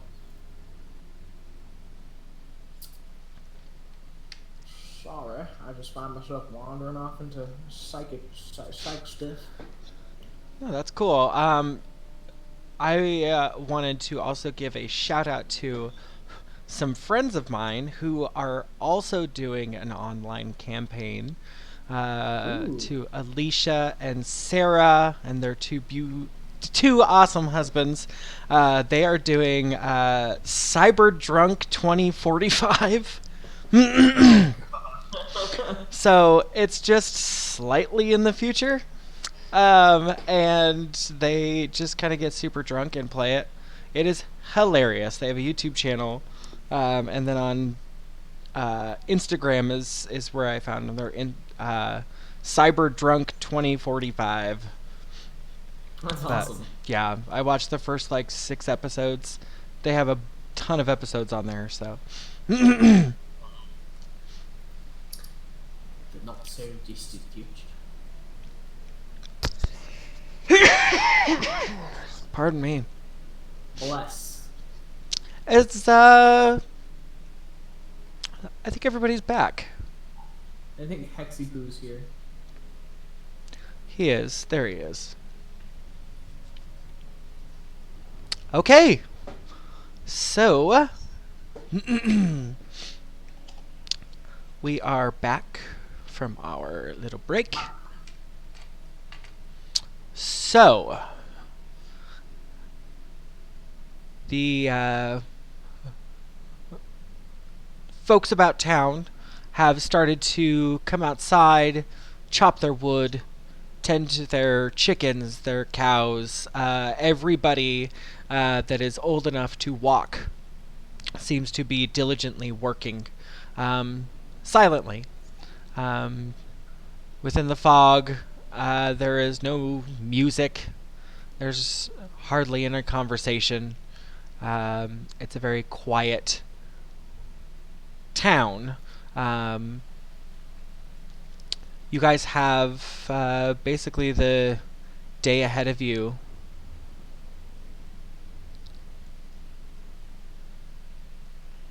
Now the Yoogan, I don't. You guys will have to help me here. I don't remember quite. Has the abbot asked you guys to come to the Abbey, or He did ask all of us to return to the Abbey because it was going to be a day of celebration. Yes. Okay. But I think it was like later, not like in the morning, but later. Yeah. Yeah. Very much so. But Taliesin Mystralath is still MIA as well. So, I know Persephone. I know that was maybe something you wanted to try to do was find your friend Taliesin. Yeah. Where is some place that you would spend some time looking? I don't know. I would take a loop around town. Just kind of seeing if I could find somebody. Okay. Nobody knows where he's at, right? No one's seen him? I would say go ahead and make an investigation check. And you just kind of take a stroll about town. And some of the younger folks, again, still seem to kind of give up information to you a little bit easier. However, unfortunately, it doesn't seem that really anybody's seen where this man has gone. Heximer, what was that? Oh, should I roll for investigation as well? Are you guys all going about town Can you even do with it? her? Sure. Yeah. Well, I need to find Taliesin. So. Okay, never mind. Yeah, try as you guys might, you have kind of gone around town, and it seems like the only people who really even vaguely know who you're talking about are going to be the guard, who knows what he looks like, but, doesn't know where he's gone off to. No one has seen him anywhere since last night. Heximer, yeah, even with the 17, it does not seem anybody has seen Taliesin. Bantam, can you look for him?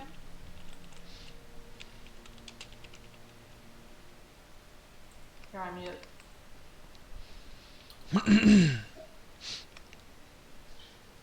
I can try, but based on what Donald's saying, I'm thinking probably nobody has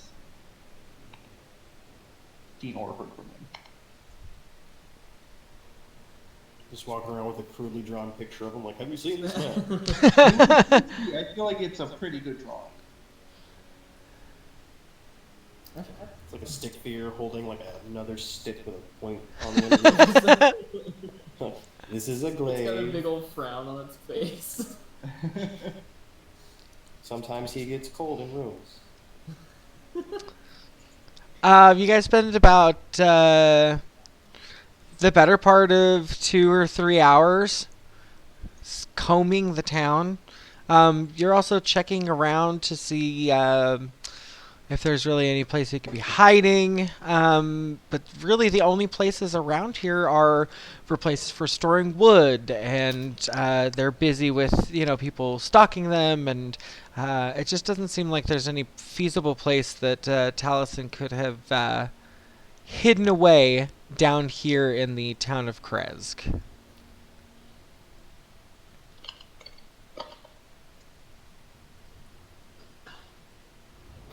Heximer, you look down at the palm of your hand, and that little silver coin has somehow found its way into your hand. And as you go Good, 'cause to... my next question was for the bird charms. The what was it? I said good, because my next best bet was going to be to try using the bird charms to see if the ravens know anything. Oh. So the... They really have like an activation that kind of just happens when you need help. So that you have your charms with you, but at the moment they aren't calling forth the Keepers of the Feather. What was the other? Oh, the coin that's in your hand. As you go to try to pick it up, it turns back into a like black smoke in your hand, and a glint across your hand, and a glint across your vision. You look up, and you swear somewhere up at the Abbey you saw, up in the windows, a very familiar flash coming from some sort of reflection.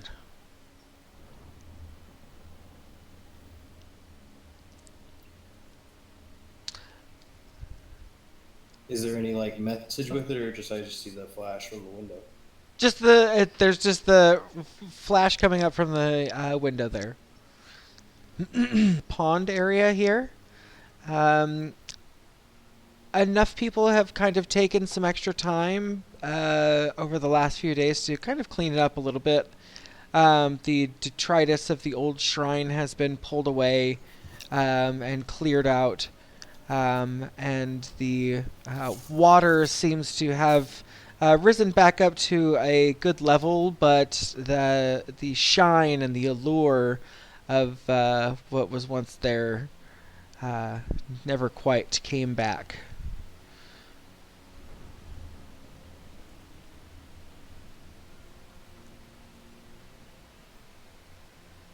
Do we notice the coin thing?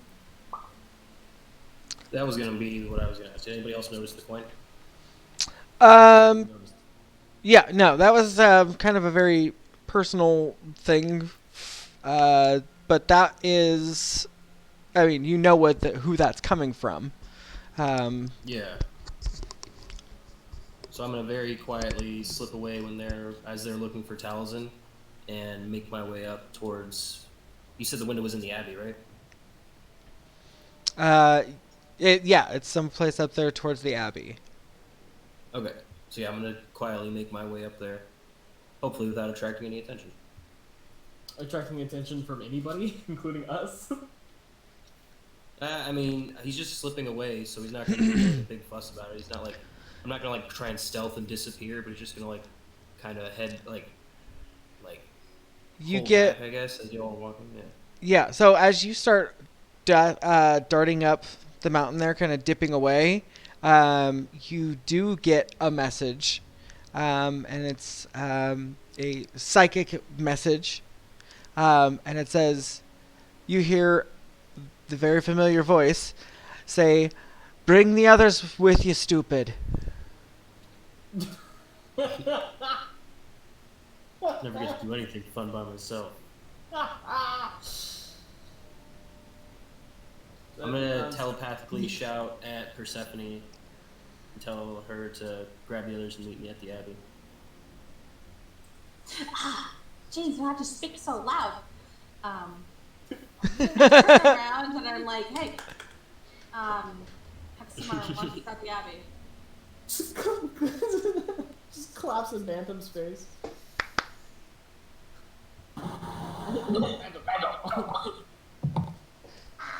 Oh. Oh, what the fuck was that? I think he's reconnecting. Hi, Chris. Hello. Oh. Yeah, I think he was just reconnecting. That's fine. He has been there with us this whole night. Okay. So, yeah, you guys make it up to the Abbey. At this point, after getting all your things together and heading up there, it's about late morning, early afternoonish. As you approach the gate here, these two are waiting at the gate. They stand inside the gate. And as you all approach, they reach forward, and each of them pulls one of the gates open and allows you in to the Abbey. We're going to switch over here, okay?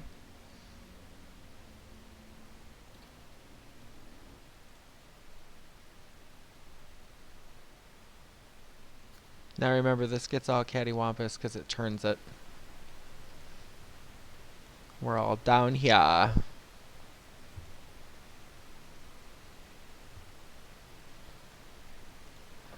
Ismark. There they are.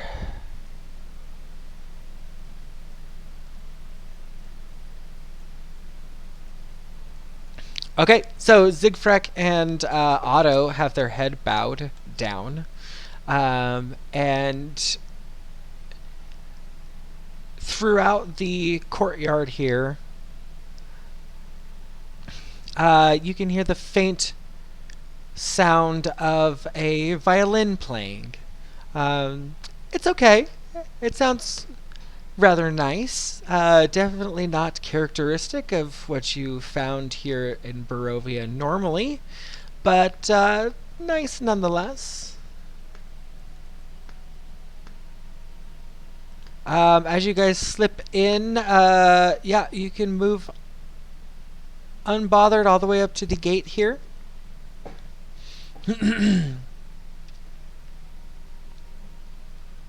move up to the gate there. Thank you. Perfect. I'm inside. I'm ready and willing to go. I'm hoping to get to the abbot as soon as possible. Okay. As you approach the door there, a rock hits the door coming from behind you. And you hear a whistle come from right over here. Where was Over that? by the gardens to the north.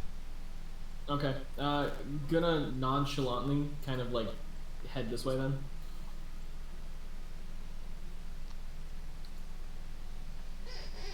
Okay. What's going on? What are the rest of you doing? Yeah. You was just running off. I guess I'll enter and follow along. Okay. Are Otto and Zigfrek still like around us? They just opened up the doors for you. Okay, they're loitering right there. Yeah, they're staying by the doors. They seem kind of out of sorts. Maybe like they're kind of tired. Maybe they don't seem to be quite themselves. But yes. Quick, cast a spell. Otto loves it. He loves it when you cast a spell on him. No, I'll do it. He don't. I mean, he seemed fine with it. He was pleasant. Just a passing comment that, like, as I'm walking by, I'm gonna say, everything all right? I'm gonna ask Otto why the long face. That's racist. Yeah, he just kind of looks up at you with a snarl, but something about something about him. He just seems to kind of shake it off and look down at the ground. Zigfrek, So, upon passing by her, she appears to have tears going down her scales.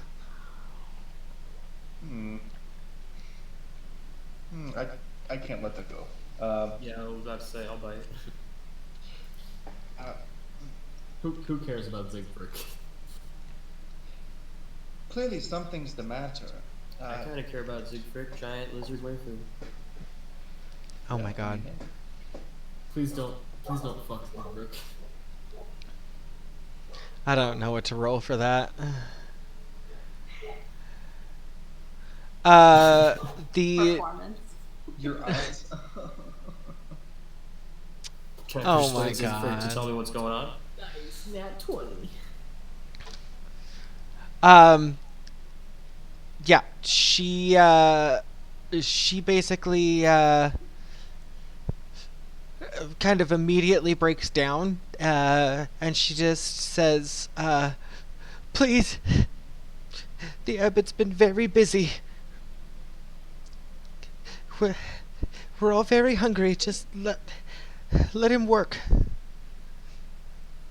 Did you say hungry?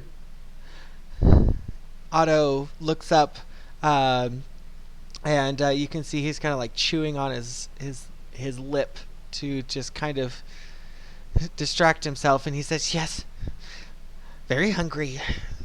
We won't eat until the bell goes off, and the bell doesn't go off until the abbot is done with his work." So if I were to slip you a couple of wolf steaks right now, you couldn't eat them? No. Not even if you really wanted to?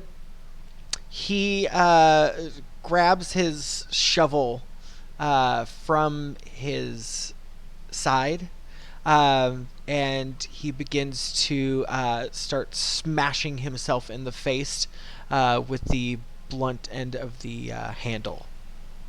Can we go ahead and have him roll some damage? Just knocks himself the fuck out.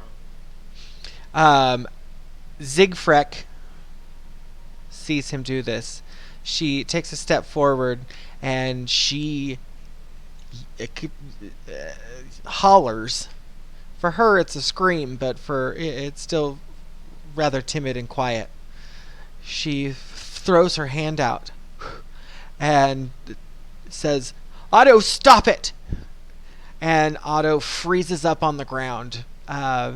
And Zigfrek lifts him up off of the ground with just tears streaming down her face. And she throws him into the door of the guard shack here. And you hear him slam into the area there. Zigfrek, very shocked at her actions, runs off and takes off into her little shack here as well. Both of them seem almost too afraid or stressed out or whatever's going on to have any kind of further conversation. They're like catatonic. I have 2 wolf steaks in my inventory, presumably wrapped. So I'm going to one at each of their little sheds. Okay. And then fuck off down the path. Gotcha. Ismark and Irina are definitely going to join you as you meet up with your friends up here. You guys have Esmeralda. Esmeralda is the one who's kind of called you back with the little mirror. And she sees Heximer coming around the corner. And she says, "There you are. Little magic coin and a mirror have always done the trick. Wouldn't you agree?" Except when it comes to specificity. You're here, aren't you? Heximer narrows his eyes and then clams up.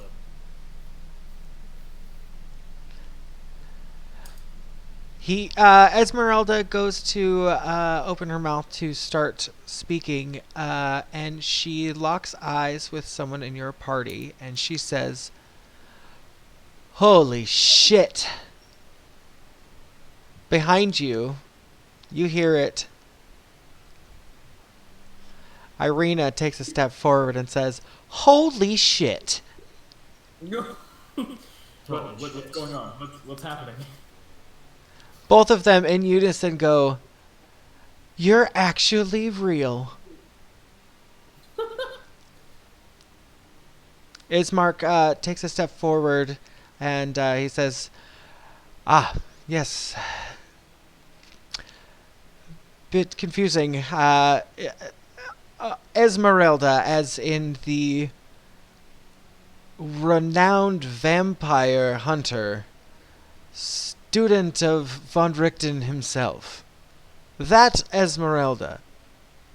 Student of who? Esmeralda takes a step forward and she says, "Ah, not a student any longer. I'm more on my own. One of the Festani now. Tell me, what is your name?" And she takes a step towards Irina. And Irina is just kind of looking at her, and she turns towards Ismark and she says, "It's just like the stories Dad used to say. Dad used to tell us stories about you." And it doesn't strike you until you see it, but this might be the first time you have seen Irina smile since the whole thing happened in Valakai. Smart ass every once in a while, but this is like happiness. And Ismark kind of gives you all a look. He grew up reading the same stories. He's probably a little excited to see her also.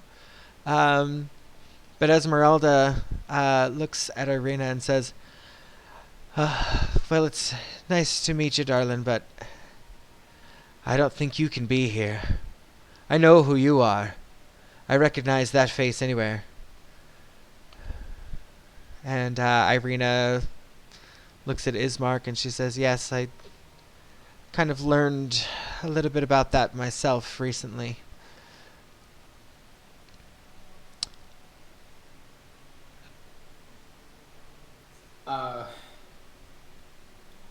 Yoogan is kind of pipe up and kind of cross back over here to try and get Esmeralda's attention. Mm-hmm. And like, have you been here all night? Oh yeah, I've been up here at this abbey for probably about 3 or 4 days now. Did you happen to see what the abbot was working on?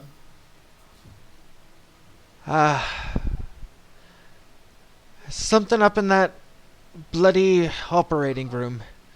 I don't like to venture in there as much as possible. Small room. He's had the window closed, but he's been in there most of the night. The bell hasn't gone off since. The mongrel folk seem to be growing restless and hungry. Well enough. Where's the abbot now? Still in the room. So what's the plan? What are we doing? Well, rumor has it, from those mongrel folk who work close to him, and from very vague, weird things that the abbot's been saying, I believe that Strahd will be in attendance sometime later in the afternoon, later this night, after the sun's gone down, obviously. Will be our best time to take cover and attack him on our own terms. So an ambush against Strahd. If you've got any better ideas, I'd like to hear them. I'd like to get up in that tower. That one up there, the one where the music's coming from. Yeah, That one? You never know, it could be a good vantage point. Good vantage point, sure. It seems the abbot spends most of his time up there when he's not out of the room working on God knows what. Might be interesting to take a look. So the window's currently sealed. So the second story is where the music is coming from, and it's down there towards the entrance. Is where the music is coming from, and the window is open. It's going to be on the inside. Let me show you. Sorry, I'm on another map. I'm multi-mapping over here. The sound is coming from the upper story of these 3 windows here. Above where the Abbot and Basilica normally are. Oh, so the Grand Hall. Yes, towards the south on the map you guys are on now. Okay. I'm gonna like nudge Bantam. Be like, you feel like going on a little adventure, buddy?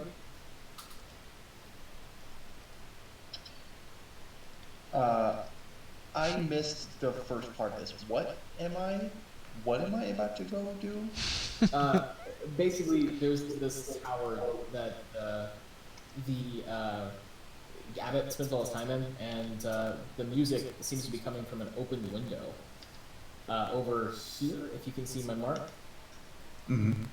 And there's an open window, so you usually have a proclivity for just running up into those. So I kind of nudged you. They're like, "Hey, do you wanna go on a little adventure?" I'd assume that's where the Abbot is, from a complex ledger of mental math. Since he'd be the only one with enough fingers and thumbs to operate a violin in here. Of course, but I could check my work if you like. Yeah, sure. hopefully you don't get seen. I mean, the point of this time is not to get seen. Just go up there, send us back a message, and tell us what you see if you can. I am, Captain. See, I guess I'll Okay. wiggle up the wall. I put like. Wiggle up the wall there. Okay. It's your favorite thing. Yeah, so you follow the music up to the window, and I'm going to drag you over there. Let me see if I can do this. Up here. Cole, can you see that? Nope. There you go. Cole? Hello? I'm going to move you over here. Okay, so shimmy up the wall. And through the window here, through the open window, you see a man named Cloven Bellevue. This is a very interesting looking mongrel folk. For the most, here, let me get a visual here. He should have a page. Yes, so it'll probably show it to all of you. However, you see this fella here. Wow. He's about 4 feet in height, Oh no. playing a violin, holding the bow in a lobster claw. His left foot is that of a human. His right foot is that of a large bear. He has both human ears and some kind of feline ears on top of his head. And the second head peeking out of his shoulder seems to be asleep as he plays along to his violin. Are you going up here with stealth? Because if you are, I'd like a stealth check. You'll get a stealth check. I never want to be seen by this, and I wish I didn't see it. Well, girl, you better roll. I'm rolling. Hi. I can't see who's all there. There. 18? Okay. Yeah, 18 beats the 12 perception. So he continues to play. And you see he stops for a moment and kind of looks around the room. And then takes out a large bottle of wine and starts to chug it. The room is quiet for just a moment. And it doesn't take very long for the second head to start crying out like a screaming baboon, just at the top of its lungs. This horrible retching sound coming out, and Cloven sets the bottle on the ground, spilling some of it, and he picks up the bow with his lobster claw again and begins to play the most beautiful violin solo you have ever heard.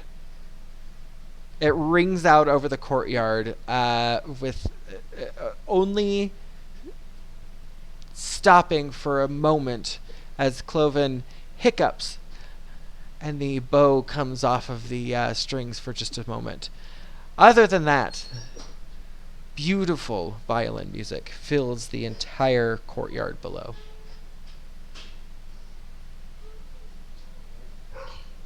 Okay, yeah. The first thing I'm going to do is send a message down to Yoogan, and I'm going to say, yeah, I was a bit off in my math. There's something up here, and it's not the abbot. I'm gonna. Can we talk back and forth? Yep. Yep. Just gonna kind of like ask like friendly. Hard to tell. Classical music could go both ways, evil or good. It's hard to tell. But yeah, it's I'm gonna describe the look of this thing, and everything I just saw over to him. Yeah. So I did everybody see that document that I shared? Okay, so everyone got to see Cloven. Okay. I'm so glad you guys came up here because I was really afraid you guys were going to meet Cloven. Just missed him entirely. Honest to God, I didn't have any plans or anything for him. I just thought he looked cute. Yeah, so Cloven Bellevue is up at the top there. I'm trying to see. It's 17. I think I have a... Okay, so... yeah, there's an actual stat block of what else you see. For 17... The wooden stairs climb 20 feet to a loft with a pitched roof and a door in the center of the south wall. That's normally what you would read if you would use the stairs, but I don't think you guys have used a set of stairs this entire campaign, so... You guys mostly choose to just walk up the wall, and I love that about you. All right, unlit lanterns hang from rafters, and a rope dangles from a bronze bell lodged in the belfry 30 feet overhead. The room is filled with the sound of beautiful music, a melody so enchanting that it adds a bit of much-needed warmth to the otherwise freezing room. A black shroud covers a humanoid shape lying on a wooden table. The music does nothing to stir it. A cot heaped with furs rests in the northeast corner, surrounded by empty wine bottles. An oil lamp burns atop a table nearby, silhouetting a squat creature that has 2 heads. It sits on the edge of the cot with a vial between its legs. With a crustacean claw-like appendage, it grasps the neck of the instrument while running a bow gently across its strings with its human hand. There you go. That was nice. This is a good That's cute. What would you like to do with this newfound information? I kind of want to do something cheeky. Go ahead.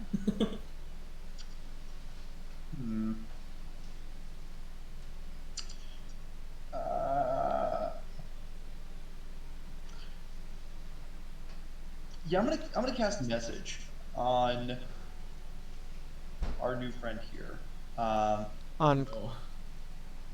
So the way that it works is that, like, basically it's a whisper that can be heard. To my knowledge, let me see here. You point your finger toward a creature within range and whisper a message to the target. Here's the message and can reply in a whisper that only you can hear. So I'm going to. Okay. Damn it. Or I guess I wouldn't really know his name. Character knowledge. Yeah, I guess that's true. But I don't know what all you can see when I reveal their tokens on there, so I just assume it says their name. Okay. I'm gonna whisper in like a husky, spooky voice.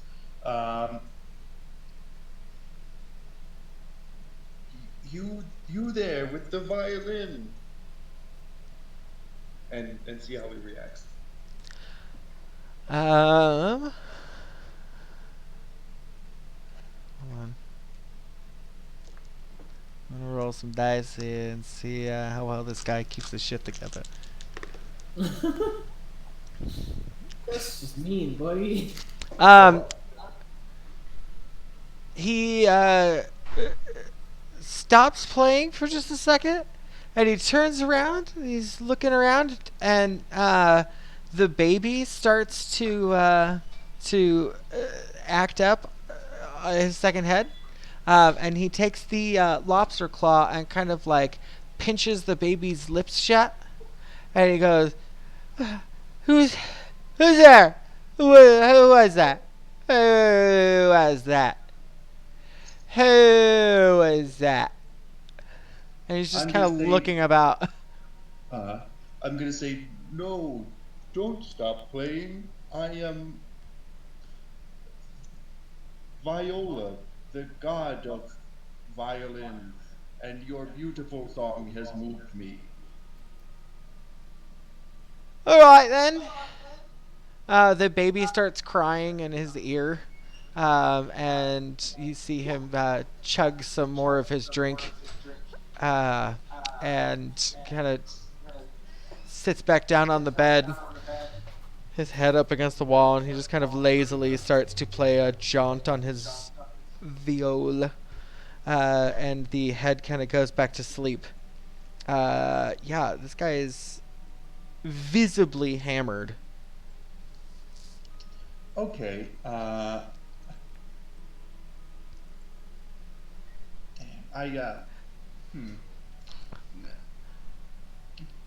As a reward for the beautiful music you have learned to play in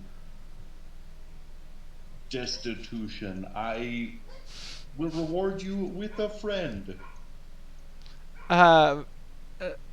He just kind of keeps playing along, and it still sounds absolutely gorgeous. Like there's no reason he should have any way of playing this beautifully, but you hear him kind of slump off, and he goes, "As a reward for you playing with your music, I'm gonna reward you with some stuff."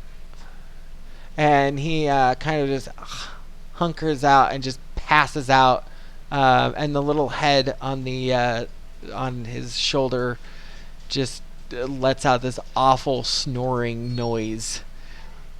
And it seems like the two of them have kind of drunken themselves into a stupor. Okay. Hey, that's cool.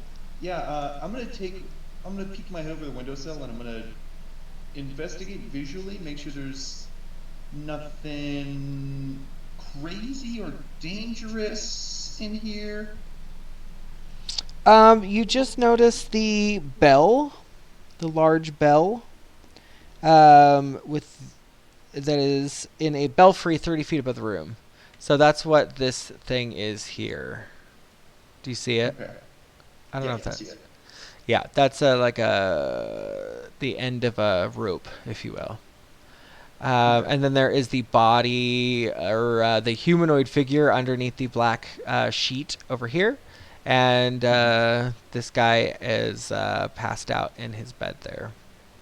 That is really all that's up here. There's about 4 or 5 wine bottles on the ground of Grape Smash number 5, the cheap stuff from the winery. Okay. So there's nothing in here that would have anything cool or interesting? Like, there's like no crates, no chests, no barrels, no nothing. I mean, there's a visible body on a table with a sheet over it, but other than that, It's just gonna be my last stop He on needs the tour. gold. the bell in the belfry is the main fixture here. Okay, understood. I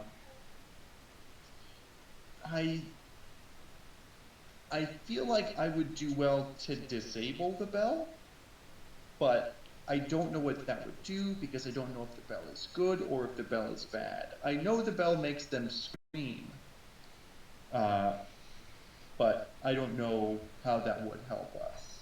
So what I'm going to do is I'm going to... I'm not going to enter the room. I'm going to cast Mage Hand, and I'm going to pull the sheet away from this thing's face to get a read on it. Okay. So from this distance, you pull the sheet off, and you see a humanoid figure, somewhere around 3.5 feet tall, laying on the table. And it appears to be a human child, but yeah, it's quite dark in the room. These windows on this side are closed, so you can't quite get a good read on it, but it does appear to be about 3.5 feet to 4 feet tall. Okay. I'm going to bring the Mage Hand back, and I'm going to get a feather quill from my my belongings. I'm going to bring that with the Mage Hand over this thing's breathing orifices and drop it and see if the air moves it to see if it's breathing. Oh, okay. Yeah, no, the feather falls completely unmoving in the stillness of the room. Okay. Then I'm going to bring the quill back because those things are cheap. Yeah. Or they are cheap, but I mean, you know. I'm definitely going to say that was extremely smart of you. Your inspiration, please take it. Yeah. That was rad. That was very smart. So, yeah.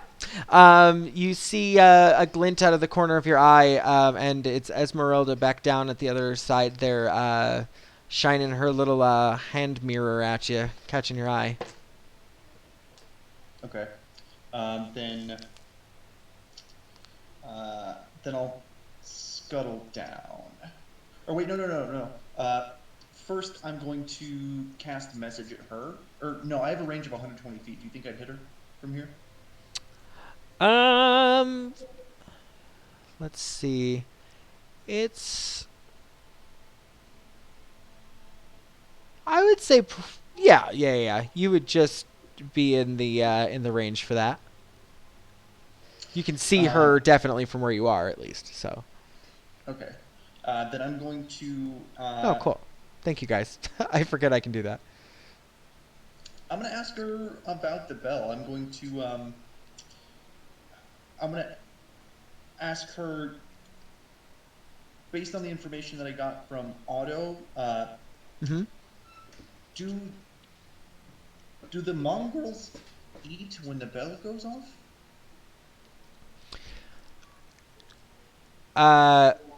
Esmeralda looks up at you, and she's kind of shaking her head up and down, and she says back to you, "It seems so. The bell goes off. These mongrel folks lose their shit."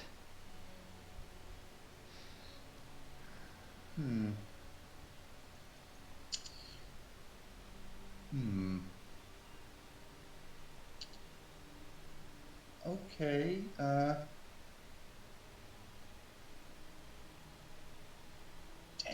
Okay. Yeah. Then I'll scuttle back down.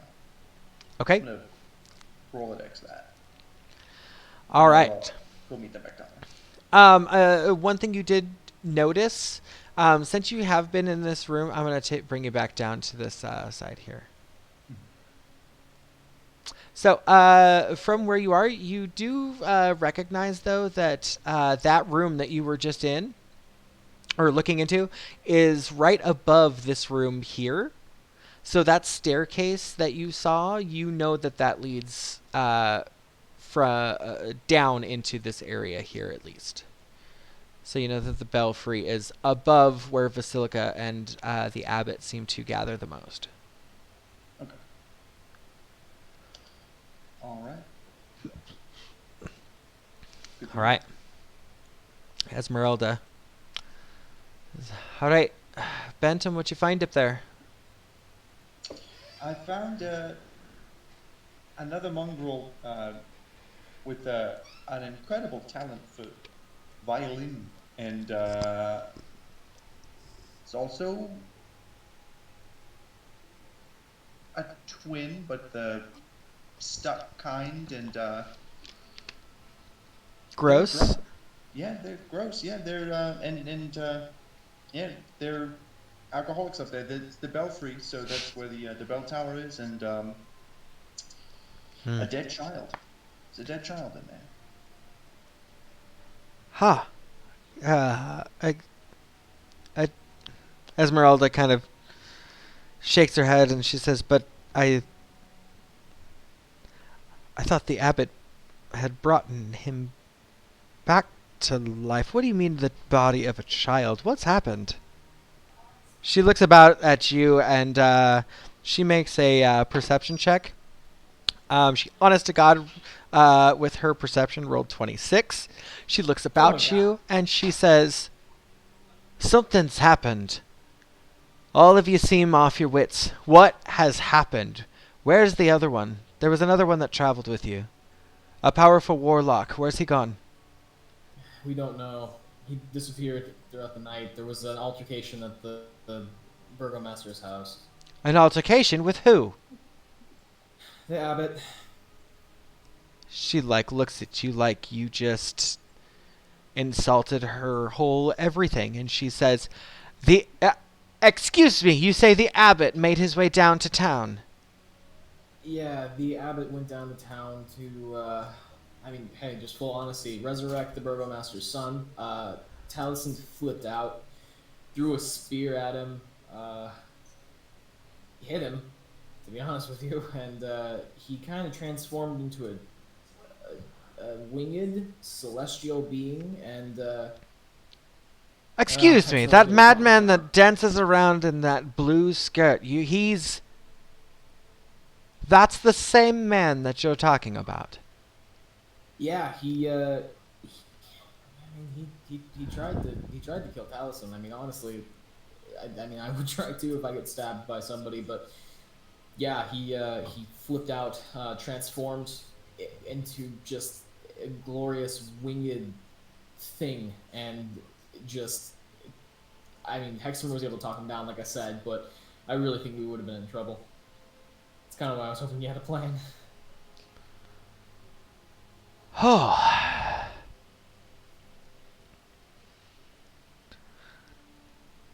Well.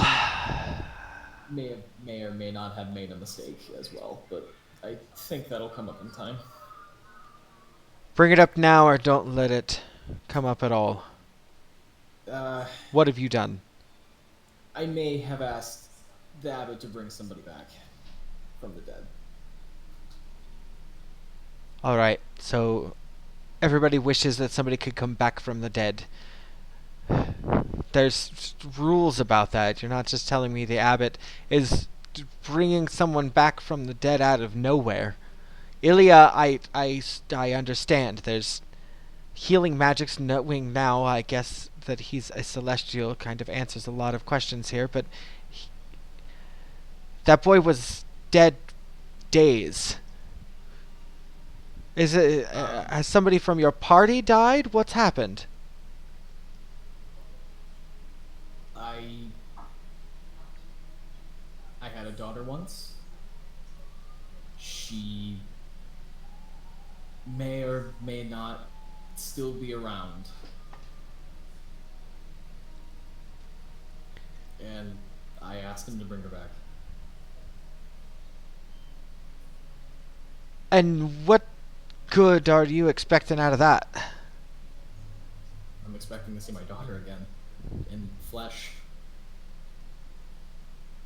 Esmeralda, she takes a step towards you, and she puts her hand on your shoulder, and she says, I pray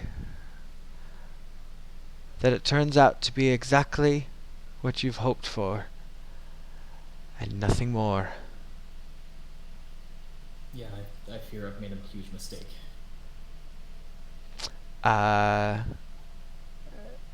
Just like that,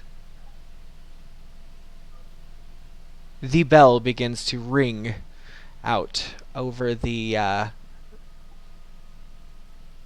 from the belfry, and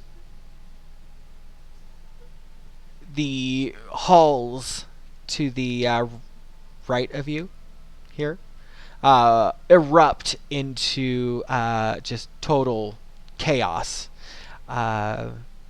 And out of the front gate here, you guys watch as a very familiar foe of yours, the flesh golem.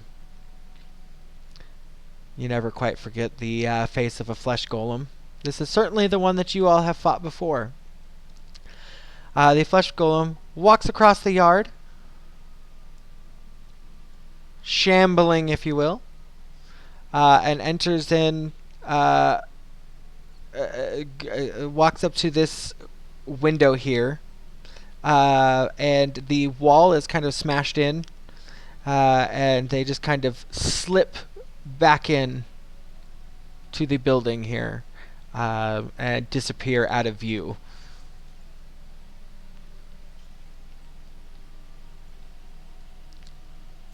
That can't be good. We wiped that thing out last time we were here.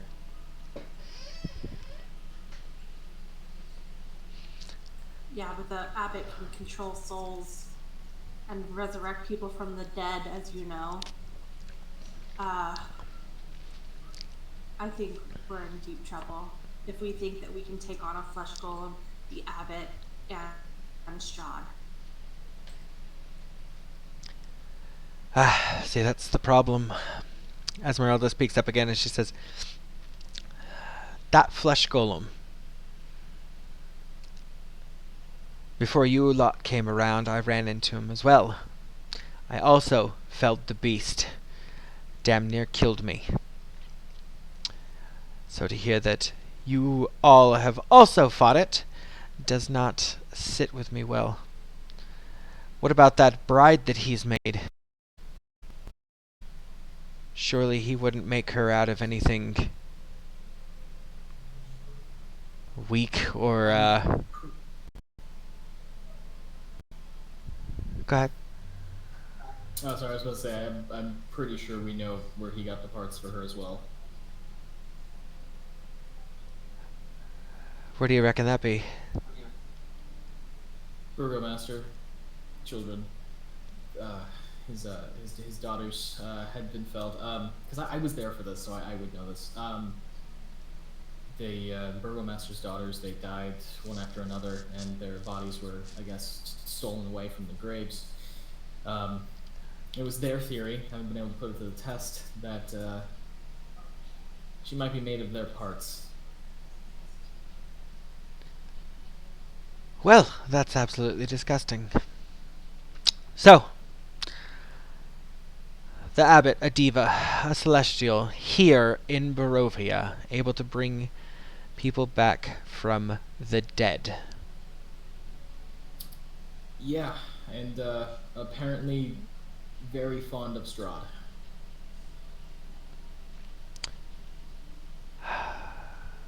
Well, the main thing I'm concerned about is attacking Strahd when he gets here. We need to come up with a plan. We need to come up with a plan fast. You guys are you speaking. You keeping an eye out around you. The only thing that you notice is that slowly over time, the hooting and hollering from inside starts to calm down and become more sparse throughout the time you're talking. So it does eventually get back down to a rather speakable tone. So, I'm gonna ask. I'm gonna ask Esmeralda one more time. So, this bell goes off at least once a day, and I'm presuming that's when these things eat, based on the conversation I just had with Otto. Yeah. What do they eat? Well, I didn't hear any of that.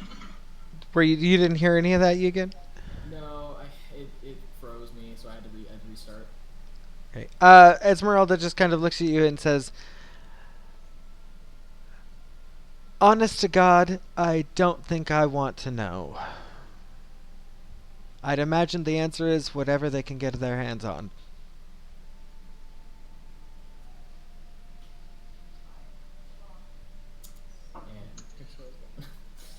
Knowing where the bell is and knowing that it's guarded by an alcoholic with a premature twin stapled to its shoulder, maybe we can use that to our advantage?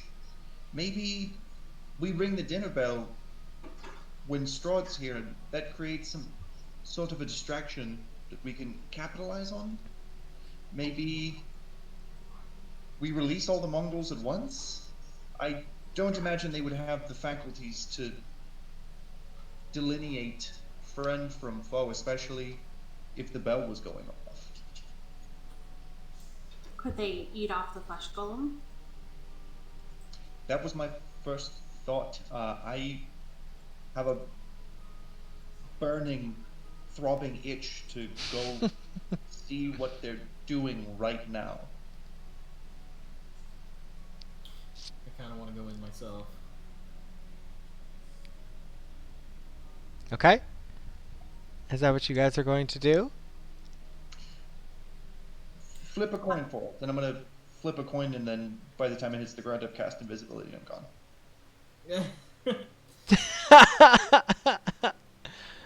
God, you guys have I got to take stop the doing gold that. coin flipped and put it in my pocket. It's a copper. Fuck you. Nice. You just tried to Bugs Bunny the shit out of him. He didn't say what denomination coin it was. You're just like, I'm gonna take the platinum that he spun in his hand. All right, cool. I'm gonna sneak the mimic coin in your coin bag one of these times, little shit. Bantam, was that a? Oh no, I'm sorry, I scrolled up. Okay, so yeah, Bantam, roll a stealth check with advantage. And then what else is everyone else doing? Bantam just like Frodo Baggins in the middle of the barge, you guys. Oh god. Heximer, honey, are you doing okay? He's having portal issues.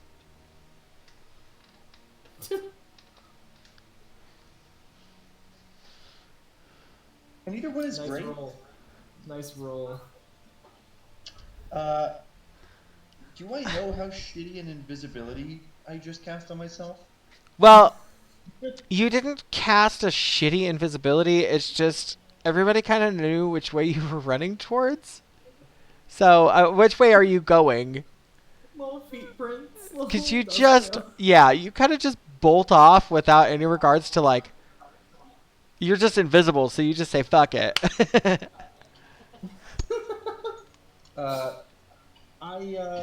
I want to go into the hole in the wall where the flesh golem disappeared through. Okay. So yeah, you just patter on down the street. And as you look inside, Do you have so the small amount of light that's coming through this window here and through this window here, you see the flesh golem standing at the end of the hallway, just kind of swaying back and forth, and he begins to walk down the hallway very quietly, down this way. What are you guys doing? Esmeralda is going to kind of make her way over to this little crevice as well. But she's still kind of just peeking around, keeping an eye out.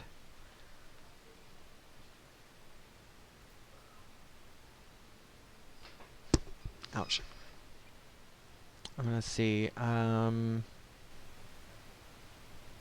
Yeah, you guys have... so, just so you know, you guys know that you guys have explored everything on the top floor of this area here. Because that's where you met Esmeralda. That's where that one weird operating room was. That's where the ghost nuns were. There's that little office area that wasn't anything there. And then the raven that was just chilling in the window. I think Taliesin had looked at it, and it is just, in fact, a raven. So, Esmeralda says, look, there's... How many mongrel folk do you think there's inside?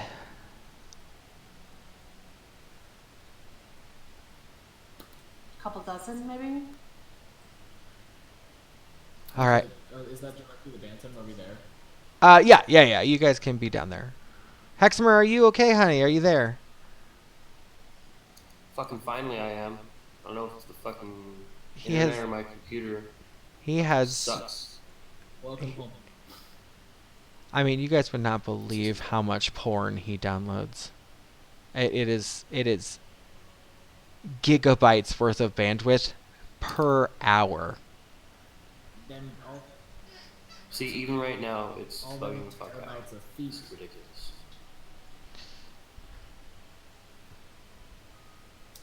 So we're following behind Bantam. He went in somewhere. Okay, what the fuck is What are happening? we doing? Bantam ran off. Say to Ismark and Irina, I'm like, you guys just get out of here. It's unsafe for you guys to be here. I think we're gonna get down to business. Ismark turns to Irina and says,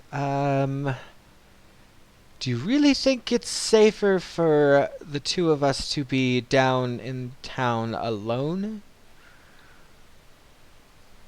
I mean, I just kind of feel like we've kind of attracted a lot of attention.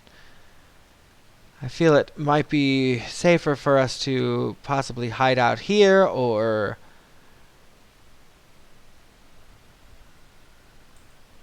Yeah, If- maybe that among the. I guess so. I'm just worried about when these mongrel folk get unleashed, if that does happen, if they're gonna encounter you. But yeah, find somewhere safe to go, and then we'll meet up.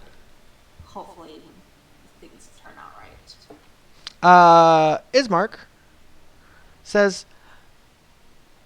I have another possible plan. Bantam had a little trick that I saw him do.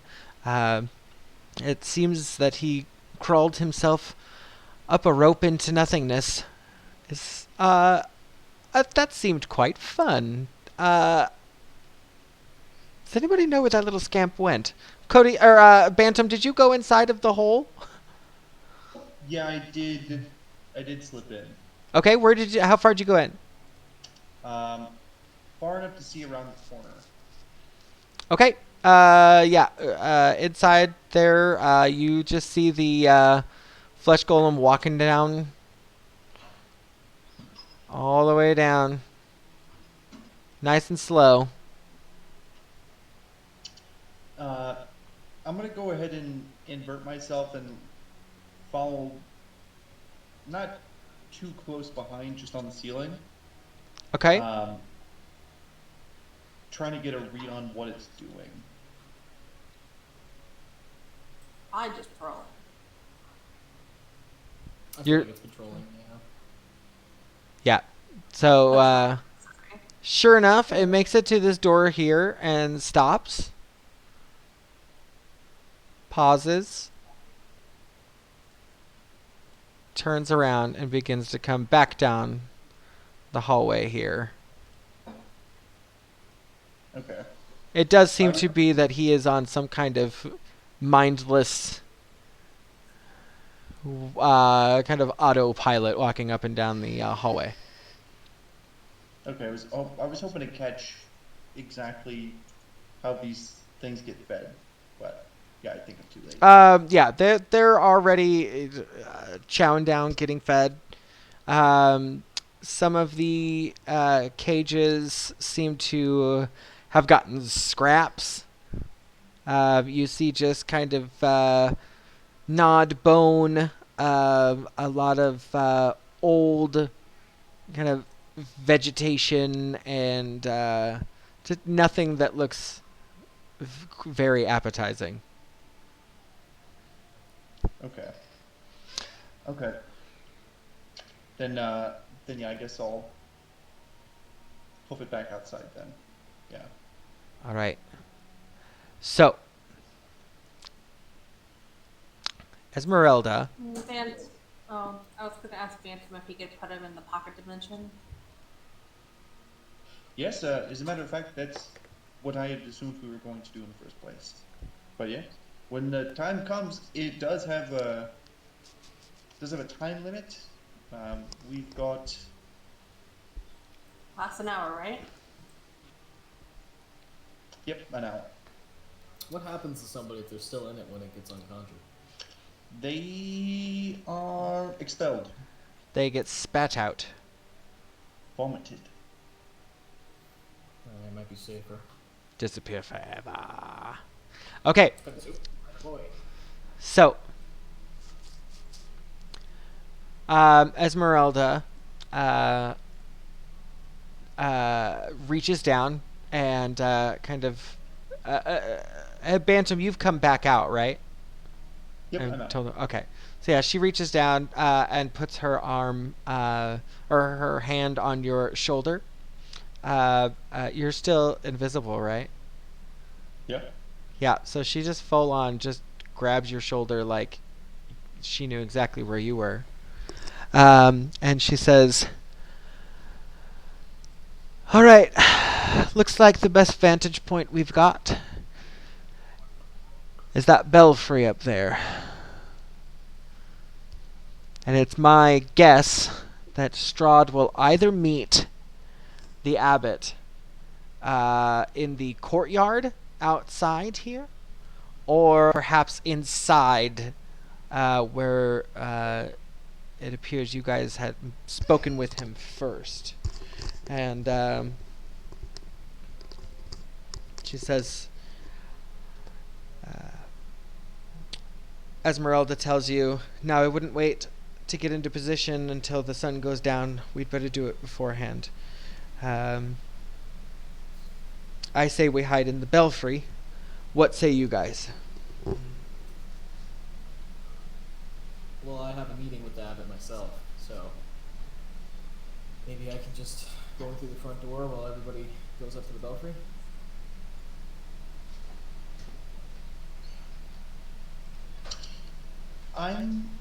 I'm concerned. So, how many times a day does the bell ring, Esmeralda? You've been here for 4 days. She looks at you and she says, "It's all over the place. You can't set your watch to it." Okay. I think we need to be cautious. I think we need to be cautious just in case the bell is rung again. I don't know if the abbot comes up to the belfry to ring the bell, or if if it's another one of these mongrels, I think if it's the fellows I met earlier, then we could convince them to let us hide out potentially. But there are lots of variables to the belfry. Go ahead. Sorry, I was just gonna kind of say, like, I mean, it seems like. Did you tell us about their drinking? Yeah. Okay. Maybe you can bribe him with a bottle of alcohol. If I had a bottle of alcohol. Yoogan hands you, instead of making that Molotov, Yugen's just gonna hand you the bottle of hooch that he's been carrying. Okay. He's gonna give the bottle over to Bantam and just be like, here, you've been holding on to this for a while, but it should still be good. Hooch is hooch. I don't think there's really good hooch, but the opposite side of the coin is I don't think there's really bad hooch. So There you go. Of course. Yeah, so maybe you can bribe him with that. It seems like, from what you've reported, that he's really quick to fall asleep after he's had a drink. So maybe we can just give him that. Maybe what other tricks you have up your sleeve. I think at this point, I personally need to go into the front door. Is there an easy way to get up there with the rest of everybody? I know you can just walk up walls, but how is everybody else going to get in? It's a good question. I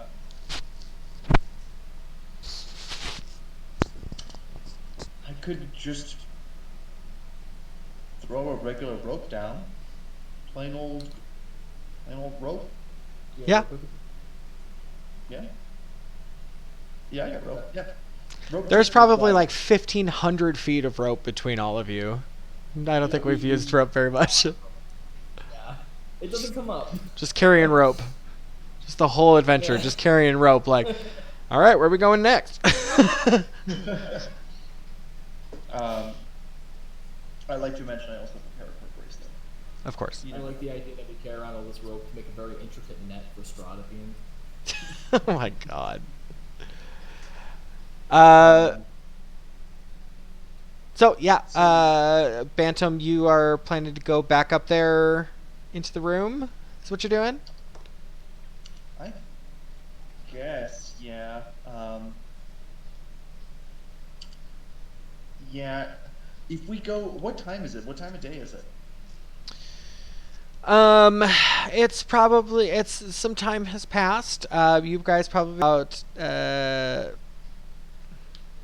you don't know exactly when he's going to get there, but I would imagine once you guys kind of get into your position, then there will be you can kind of see what else is going on around here. But yeah, you guys are kind of pressed for time because of the fact you don't know when exactly this honored guest will be here. So, I'd assume it'd have to be, or have we seen Strahd during the day? Has he been out and about during the day? Yes. Yeah. Okay.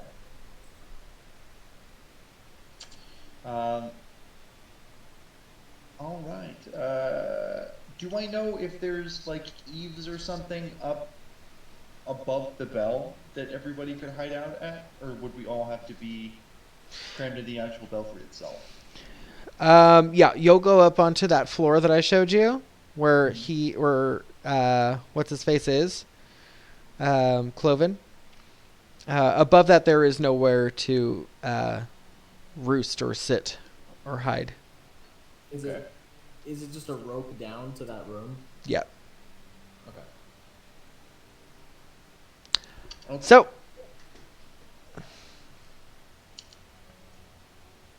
So, yeah, I guess, is there anyone more persuasive than I am? I don't think anybody that's currently here. Maybe Heximer?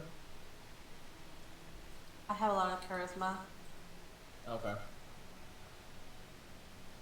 but I'm not very smart, so you really don't want me to talk. Talison's good talking. Yeah, Talison's our suave one. I think the word is called face. Hmm. Face of the party. Face I'm the mice. Kidding. All right, what are you guys doing? I'll You go send a Trying to Bantam talk up? to the mutant thing. Alright, Bantam, get up there with the rope. I mean, like, so are we going to try to put him to sleep, or are we going to try to convince him to let us hide out there? I gave you a bunch of hooch to try and convince him to let you hang out there. You think we should try to convince him? I don't know. It's up to you. You're the one going up there. I mean, I literally didn't hear you. I said I gave you a bottle of hooch to convince him. Okay. I wasn't sure if that was like I'll put him to sleep thing or convince him. So. Okay. I mean, it'll put him to sleep if we're lucky. Okay. But I think we're running out of time. DM is counting actual time as we're talking, so. Yeah. I mean, I guess. All right, what are you doing? I guess I'm going up to the second floor. Sorry, I didn't get like a ton of sleep last night, so my brain is kind of dead. I'm gonna have a hard time playing. Yeah, we're stopping here in about 15 minutes. I get it. Oh no. Then I'm going to, I guess, scurrying up to the second floor and peep in on our friend here and see if he's roused. No, he is still passed out in his bed. Okay.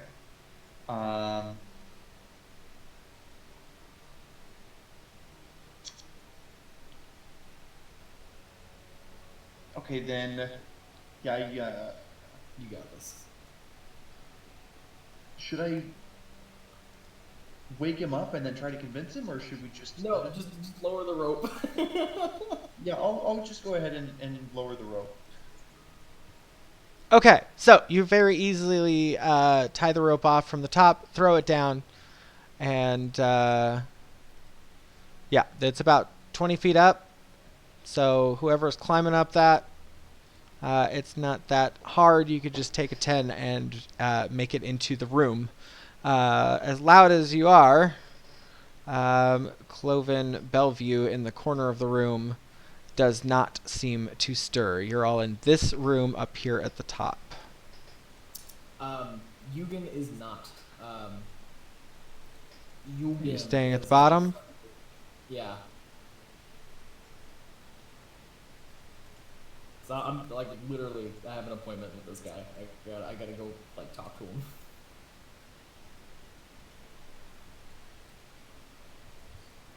Sorry about that.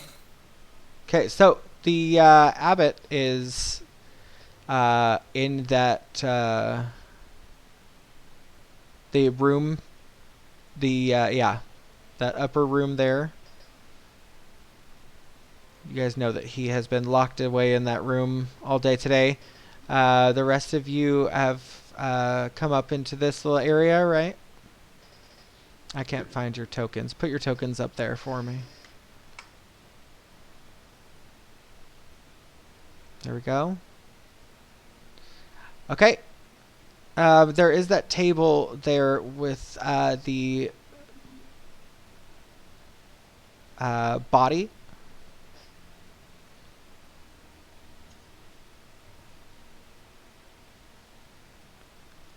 And yeah, so you guys climb up to the this tower here. The only things in this place are the bell tower, or the bell hanging above you, the rope. There is a small body on this table, and Cloven is passed out in the corner.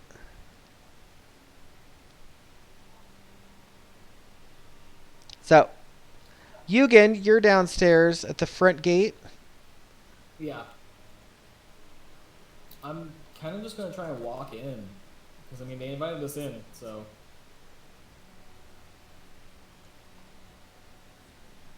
All right, where are you at?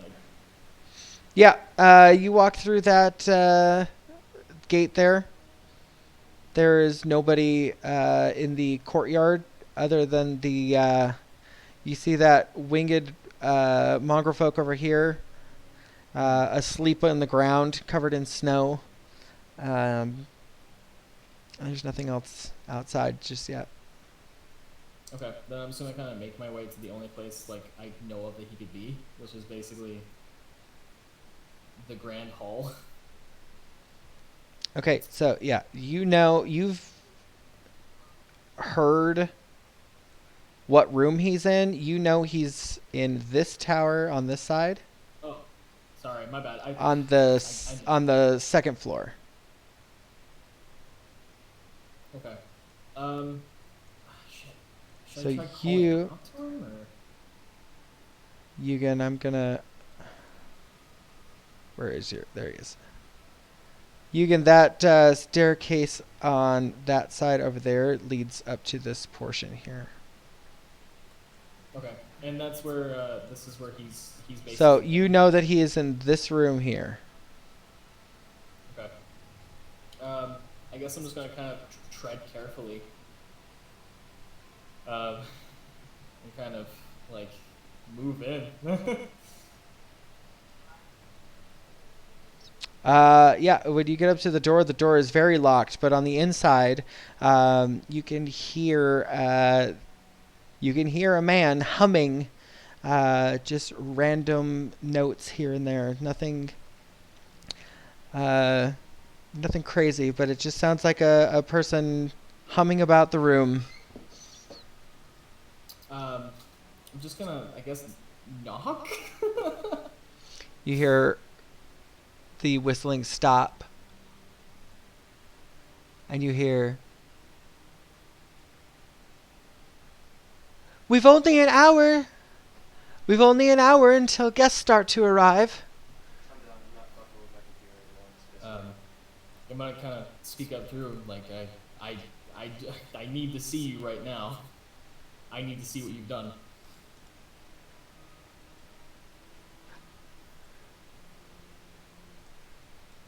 There's no other response from behind the door. You just hear the humming continue. Alright. So, I suppose Yoogan's just gonna wander back down to the courtyard. I mean, there's not much else you can do. Either that or just wait out here. Is there any way, am I connected to Heximer via a psychic link currently, or, because he was talking to me earlier. I think Heximer's gotten off because he was having connection issues. Oh, dang it. Okay. So I guess I'll just kind of, I guess, return to the courtyard and wait around.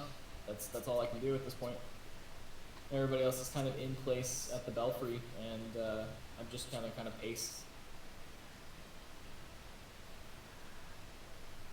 Okay. There's no way of breaking down that door. Yeah, no, this is a solid stone and solid wood door frame. It's not going to be taken in easily. Okay, so we'll put everybody out. All right. So, is there anything anybody else would like to do before we move on to the last section before we end for the night? I was kind of hoping we could get to the fight, get it over with. I was gonna say how much time do we have until X, but that doesn't make any sense. So, I'll attempt a short rest because I have a feature that lets me recover up to a spell slot of 3. So let me see here. On a short rest, I've used second level spell slot, so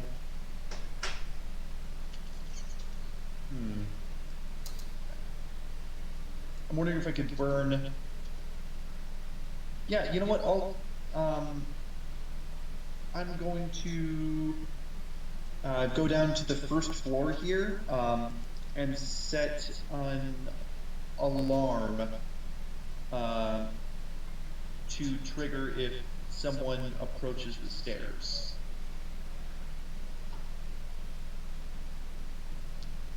Okay. So these stairs on this side here, these here. You're muted. You're muted. Muted. Okay, yeah. So sorry about that. Is there anywhere on the first floor that would be like more efficient for me to set the alarm? Because I don't really remember what the first floor looks like. The first floor is like a dining room. Okay. Yeah, there wouldn't be really any. Is there one door in and out of the dining room?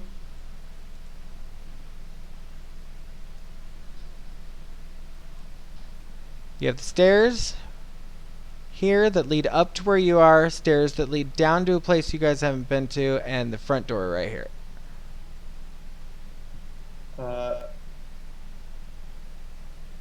Well, shit. Damn it. I'm still invisible, and now I'm curious about that like lowest floor. What do you guys think? Like, should I go down there and check it out, or should I just leave an alarm here at the stairs and then call it a day? What do you want to do? Well, the whole point is to kill the abbot, Strahd, whatever, so we can explore that later. Can't we explore that later, or are we all gonna die very quickly, very fast? If we die, we'll bring new characters here and explore it later. Well, if we die, maybe Donald will let us know what happened. Fuck this. The guild lives on. You can do whatever you want. It's okay. You have time. Yeah, but literally you have, I think, by this point, like 40 minutes. Okay. I do want to take a peek at that lower floor. I feel like we needed to kill the abbot now before Strahd gets here. There's still time. He's kind of sealed behind a door. Alright. That area there is the wine cellar. The stone steps descend 20 feet to a cellar containing 10 barrels of wine and an L-shaped wooden rack packed with wine bottles.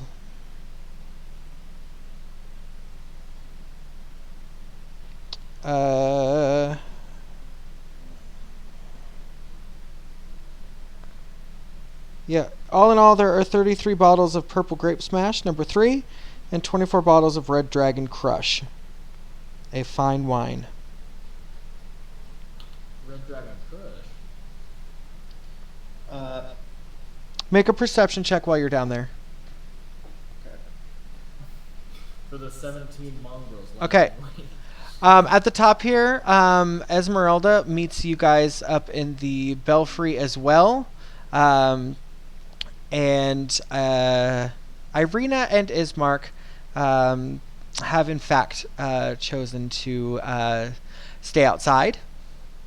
They are going to stick outside the gates. Ismark, it just does not feel safe with Irina being in that kind of situation.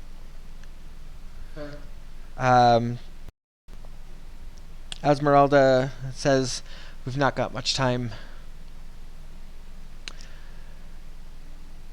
Is everybody quite ready?" Persephone, I think you're the only one up there that can talk. Ready for what? Are we gonna go try to kill the abbot? So, Esmeralda just sits back and she says, "My focus is not the abbot. My focus is Strahd here. If the abbot has to go first, then that's what happens. My main goal here is to attack Strahd." I mean, you've seen the abbot. Do you think the abbot would stand by while we attack Strahd? I don't know. Still looks like a 2 against 5 situation to me.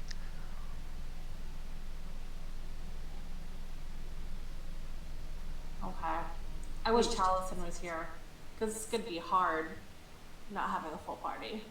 Weird outside of game question, real quick. Is a wooden arrow considered like without a metal tip to it considered a stake? I have stakes if you want some. I think I also have stakes, but I'm just saying. I have no idea. Okay, I'm not sure. Sorry. So,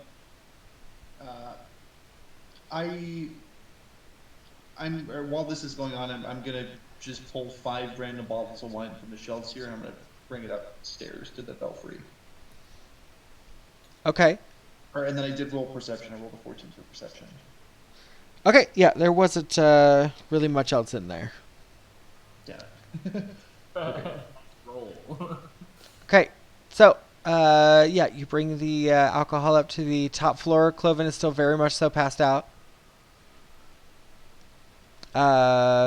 Esmeralda tells you that in about a half an hour's time, Strahd is going to presumably be here to collect Vasilka. Bantam, as you passed through that middle floor, you did happen to see Vasilka. She was sitting at the table in the wedding dress that the abbot had brought with him.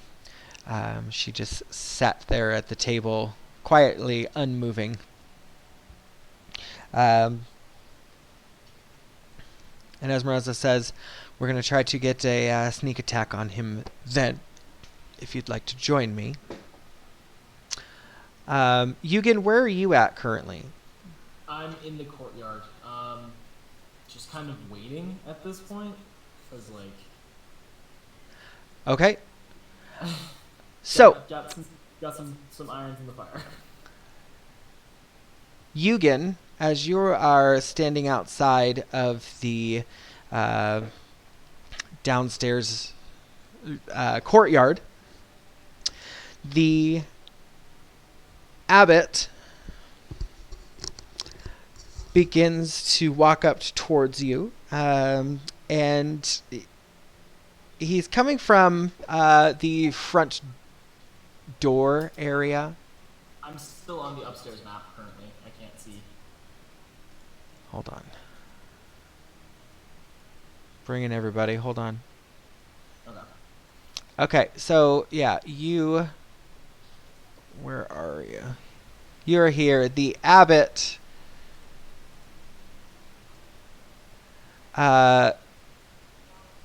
shows up just here. I'm bringing it. There we go.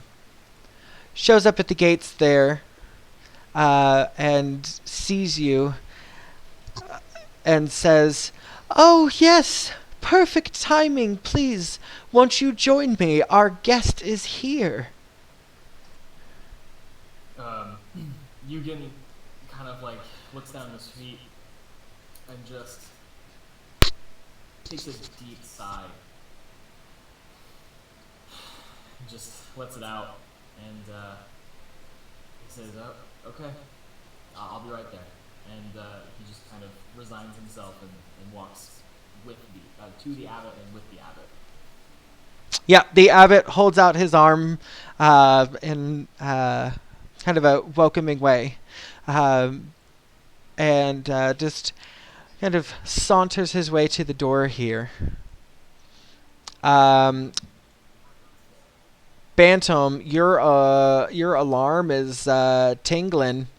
You hear like this horrible screaming in your mind, and you hear that is what your alarm sounds like, is horrible screams. But yeah, the abbot welcomes you into the room, and the abbot says, "Please, honored guest, you can please sit at the table. I've got a special gift for you tonight." It's quite a joyous day. Yoogan again resigns himself and takes a seat, like does a little tiny bow, and then like sits at the table.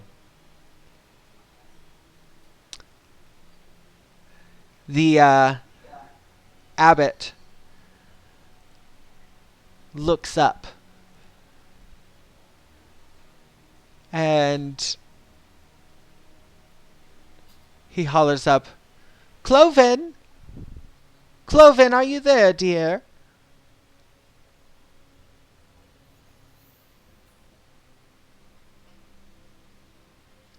The silence kind of fades for a moment. The abbot looks across the table at Yoogan and says, "Well, seems Cloven has drank himself into a slumber again."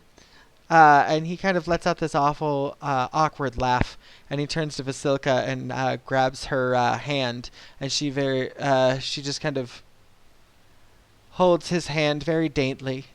And the abbot says, "Well, Yoogan, since you're the first one here, I'm not a man that can hold in his surprises very well. Would you mind if I showed you what I've done for you?" "Oh, please let me show you, before our guests arrive." Yes, Abbot, please show me. The abbot takes a step back and stands at the table and says, "Yoogan, hopefully this will help you heal." And you see him kind of raise his hands up, and the room fills with this very warm light.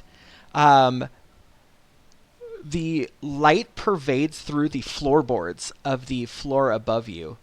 And you all look down and catch the kind of sight of the holy energy coming through the floor. The body next to you on the table turns its head. "Daddy? Daddy, is that you?" Do I hear this? Nope, but everybody upstairs next to the body sure does. I'm going to very strongly and quietly jerk my head to the window, and I'm gonna 90s rom-com fingertip hang off of the windowsill. Aren't you still invisible? Wait, I am still invisible. I'm gonna nudge everybody to the windowsill. So we are actually going to have to stop there, unfortunately. I know. This beginning part. How does it even get to play? Talison's there. Listen, so this next time we're going to be able to play, you guys are basically a couple things are going on here. So it's not surprising that we didn't get through everything tonight. It's kind of a crazy build-up getting to where we're going here. Yeah, it's been interesting to see what everybody does without Taliesin around. I tried. Everybody's got a lot of weird things going on. And I think it's great. I think it's going really good. I don't want to rush it. I don't want to just skip through. But yeah, so whenever we meet next, up in the Belfry, everybody is aware that this meeting is fated to happen sometime this night. Strahd is said to be on his way to accept his bride from the abbot. You know that Esmeralda's whole concern at the moment is solely focused on attacking Strahd outside of his domain. The body upstairs, nobody ever really focused on it too much. but now it's talking. And it has said, Daddy, is that you? So a lot of things are converging on this kind of one moment here, and Taliesin is still very much so MIA.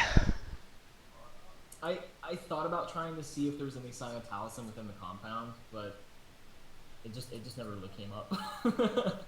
I don't Yeah. think we would have been able to track him down regardless. I think he's tears in the rain right now. I don't think there's any left way Kresk. to find him. He's So gone. yeah, No. Taliesin, sorry we didn't get quite there, but I think you would agree that we don't want to rush anything. Yeah, and the people in town seem to be pretty shaken up by all that also. Oh, well, what a place to fucking stop. Yeah. So next weekend on the 4th, I will be unavailable. The 12th, that is Jan's thing, right? Jan? Okay. So I may have a video shoot on the 11th with Meganera, but if not, I would be available for the 11th, or Taliesin, you can take over the 11th for the other one. I guess Taliesin, you can come back if you'd like. But yeah, the 18th and 19th. I don't know. So possibly the 11th, unless Chris wants to do Icewind Dale. So we're meeting on the the 5th. for 5th, Icewind Saturday. Dale. Yeah. Yeah. And if everyone's okay with it, I guess yeah, we can just figure it out from there. We can do the 11th if Donald can't do it, or if you can do it, then we can just continue Barovia, Donald. So. Yeah. It is a really tense moment. Yep. Right. And we're moving forward, and again, I know it wasn't a very gripping session, but it's kind of, as for Valakai, where everything was kind of isolated incidents, trying to stop them all before a certain time period. This one's like, everything is kind of converging all on this one moment, and it's been a hell of a time curating all that. So It's a lot of threads, and honestly, I feel like this is the appropriate way to go about it. We take the time, we have sessions of Expo, and then we come back, and then we just, I'm assuming next session will just be pretty much all combat. So, that possibly. makes sense. Yeah, especially if this battle is as big as we're thinking it's going to be. I think the sessions are kind of going the way they have to. Yeah. Well, I hope you guys are still enjoying yourself. I'm on the fucking seat, dude. I know. Have you guys ever had like a due date of like a massive project, and then you feel, you know that the due date is coming closer, and you haven't done like enough work on it? Literally every single D&D session I've ever mastered. I always feel like I'm not prepared going into it. No, we feel like we're not prepared. Yeah, dang it. I wish I was more lucid for this session. I just didn't get enough fucking sleep last night. No, it's okay. Because this fight is spooking me. I have like the beginnings of a way to at least initiate things, but like I'm probably gonna be the one that initiates things, to be honest with you. Well, look, like I said, we got a lot of things converging all at one time, and yeah, it did just kind of land at this spot. So, and that's fine. That means our whole next session we can focus all of our time into the good stuff. Combat. So, all right, yeah. Looks like our paladin here is about to pass out. But and so is our wizard. Everybody's about to die. No, we're Not Yoogan. Yoogan don't give a friggin' heck. Dude, I'm wide awake. I actually got enough sleep for this session, so I'm, like, for the first time in the last several sessions, I'm actually, like, wide awake. It's way past my bedtime. Yeah. No, that's all right. Listen, I'm gonna go ahead and call it for the night. We'll get back together. Tentatively, it looks like the 11th for Strahd then. All right, guys. Well, good Okay, session. cool. Thank you for the laughs. Thank you for the cries. Thank you for the mysteriousness, Taliesin. Fucking watching us all make mistakes from the shadows. Are we doing 6 o'clock or 6:30? We'll probably do 6 o'clock if everybody can make it that early. That'll be fine, because I get off at 2 o'clock on Fridays, so. Maybe. Oh god, I just remembered something. No, wait, hold on. 7th. And No, for that week I should be fine. I should get off at 5. So we're good. But my shifts moving forward with this new job will probably be 2 p.m. to 10 p.m. But that week is going to be training, so I'll be off at 5. Okay. Alrighty, y'all. So that will be part 4 of the St. Markovia. All right. Have a good night, everyone. Good night, everybody. Bye, everyone. Good night, guys. Bye. I love you, Janelle. That look on her face. I know. Oh, Taliesin. Oh, Lord. Still that pit in my stomach. I know. I was wondering after we had talked. I was like, there's a good chance we may not get to that, especially after like everybody was just kind of like, you know, messing around, running around, doing their thing. That's fine, but that's no, one. I thought, you know, it's whatever. I told you when I'm coming back, and I'm fine with that. So. Yeah. Yeah. I'll speak to you again before we'll have to catch up and go over some things. Okay. But all right, I'm gonna go ahead and end the stream. Thank you, Twitch people, for showing up and having fun. Yeah.